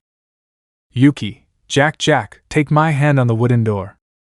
Now what Ayanokouji had to do was wait until no one was around and could see his scars through the fabric of his wet shirt. That while I watched from a distance as a quartet of young people cried profusely in front of a video camera. Let me know in the comments below if you guys want the next part. Also check out my other video that has been shown and left. Thank you for watching. If you enjoyed this video, please like and share this video. And have a fantastic day. Bye.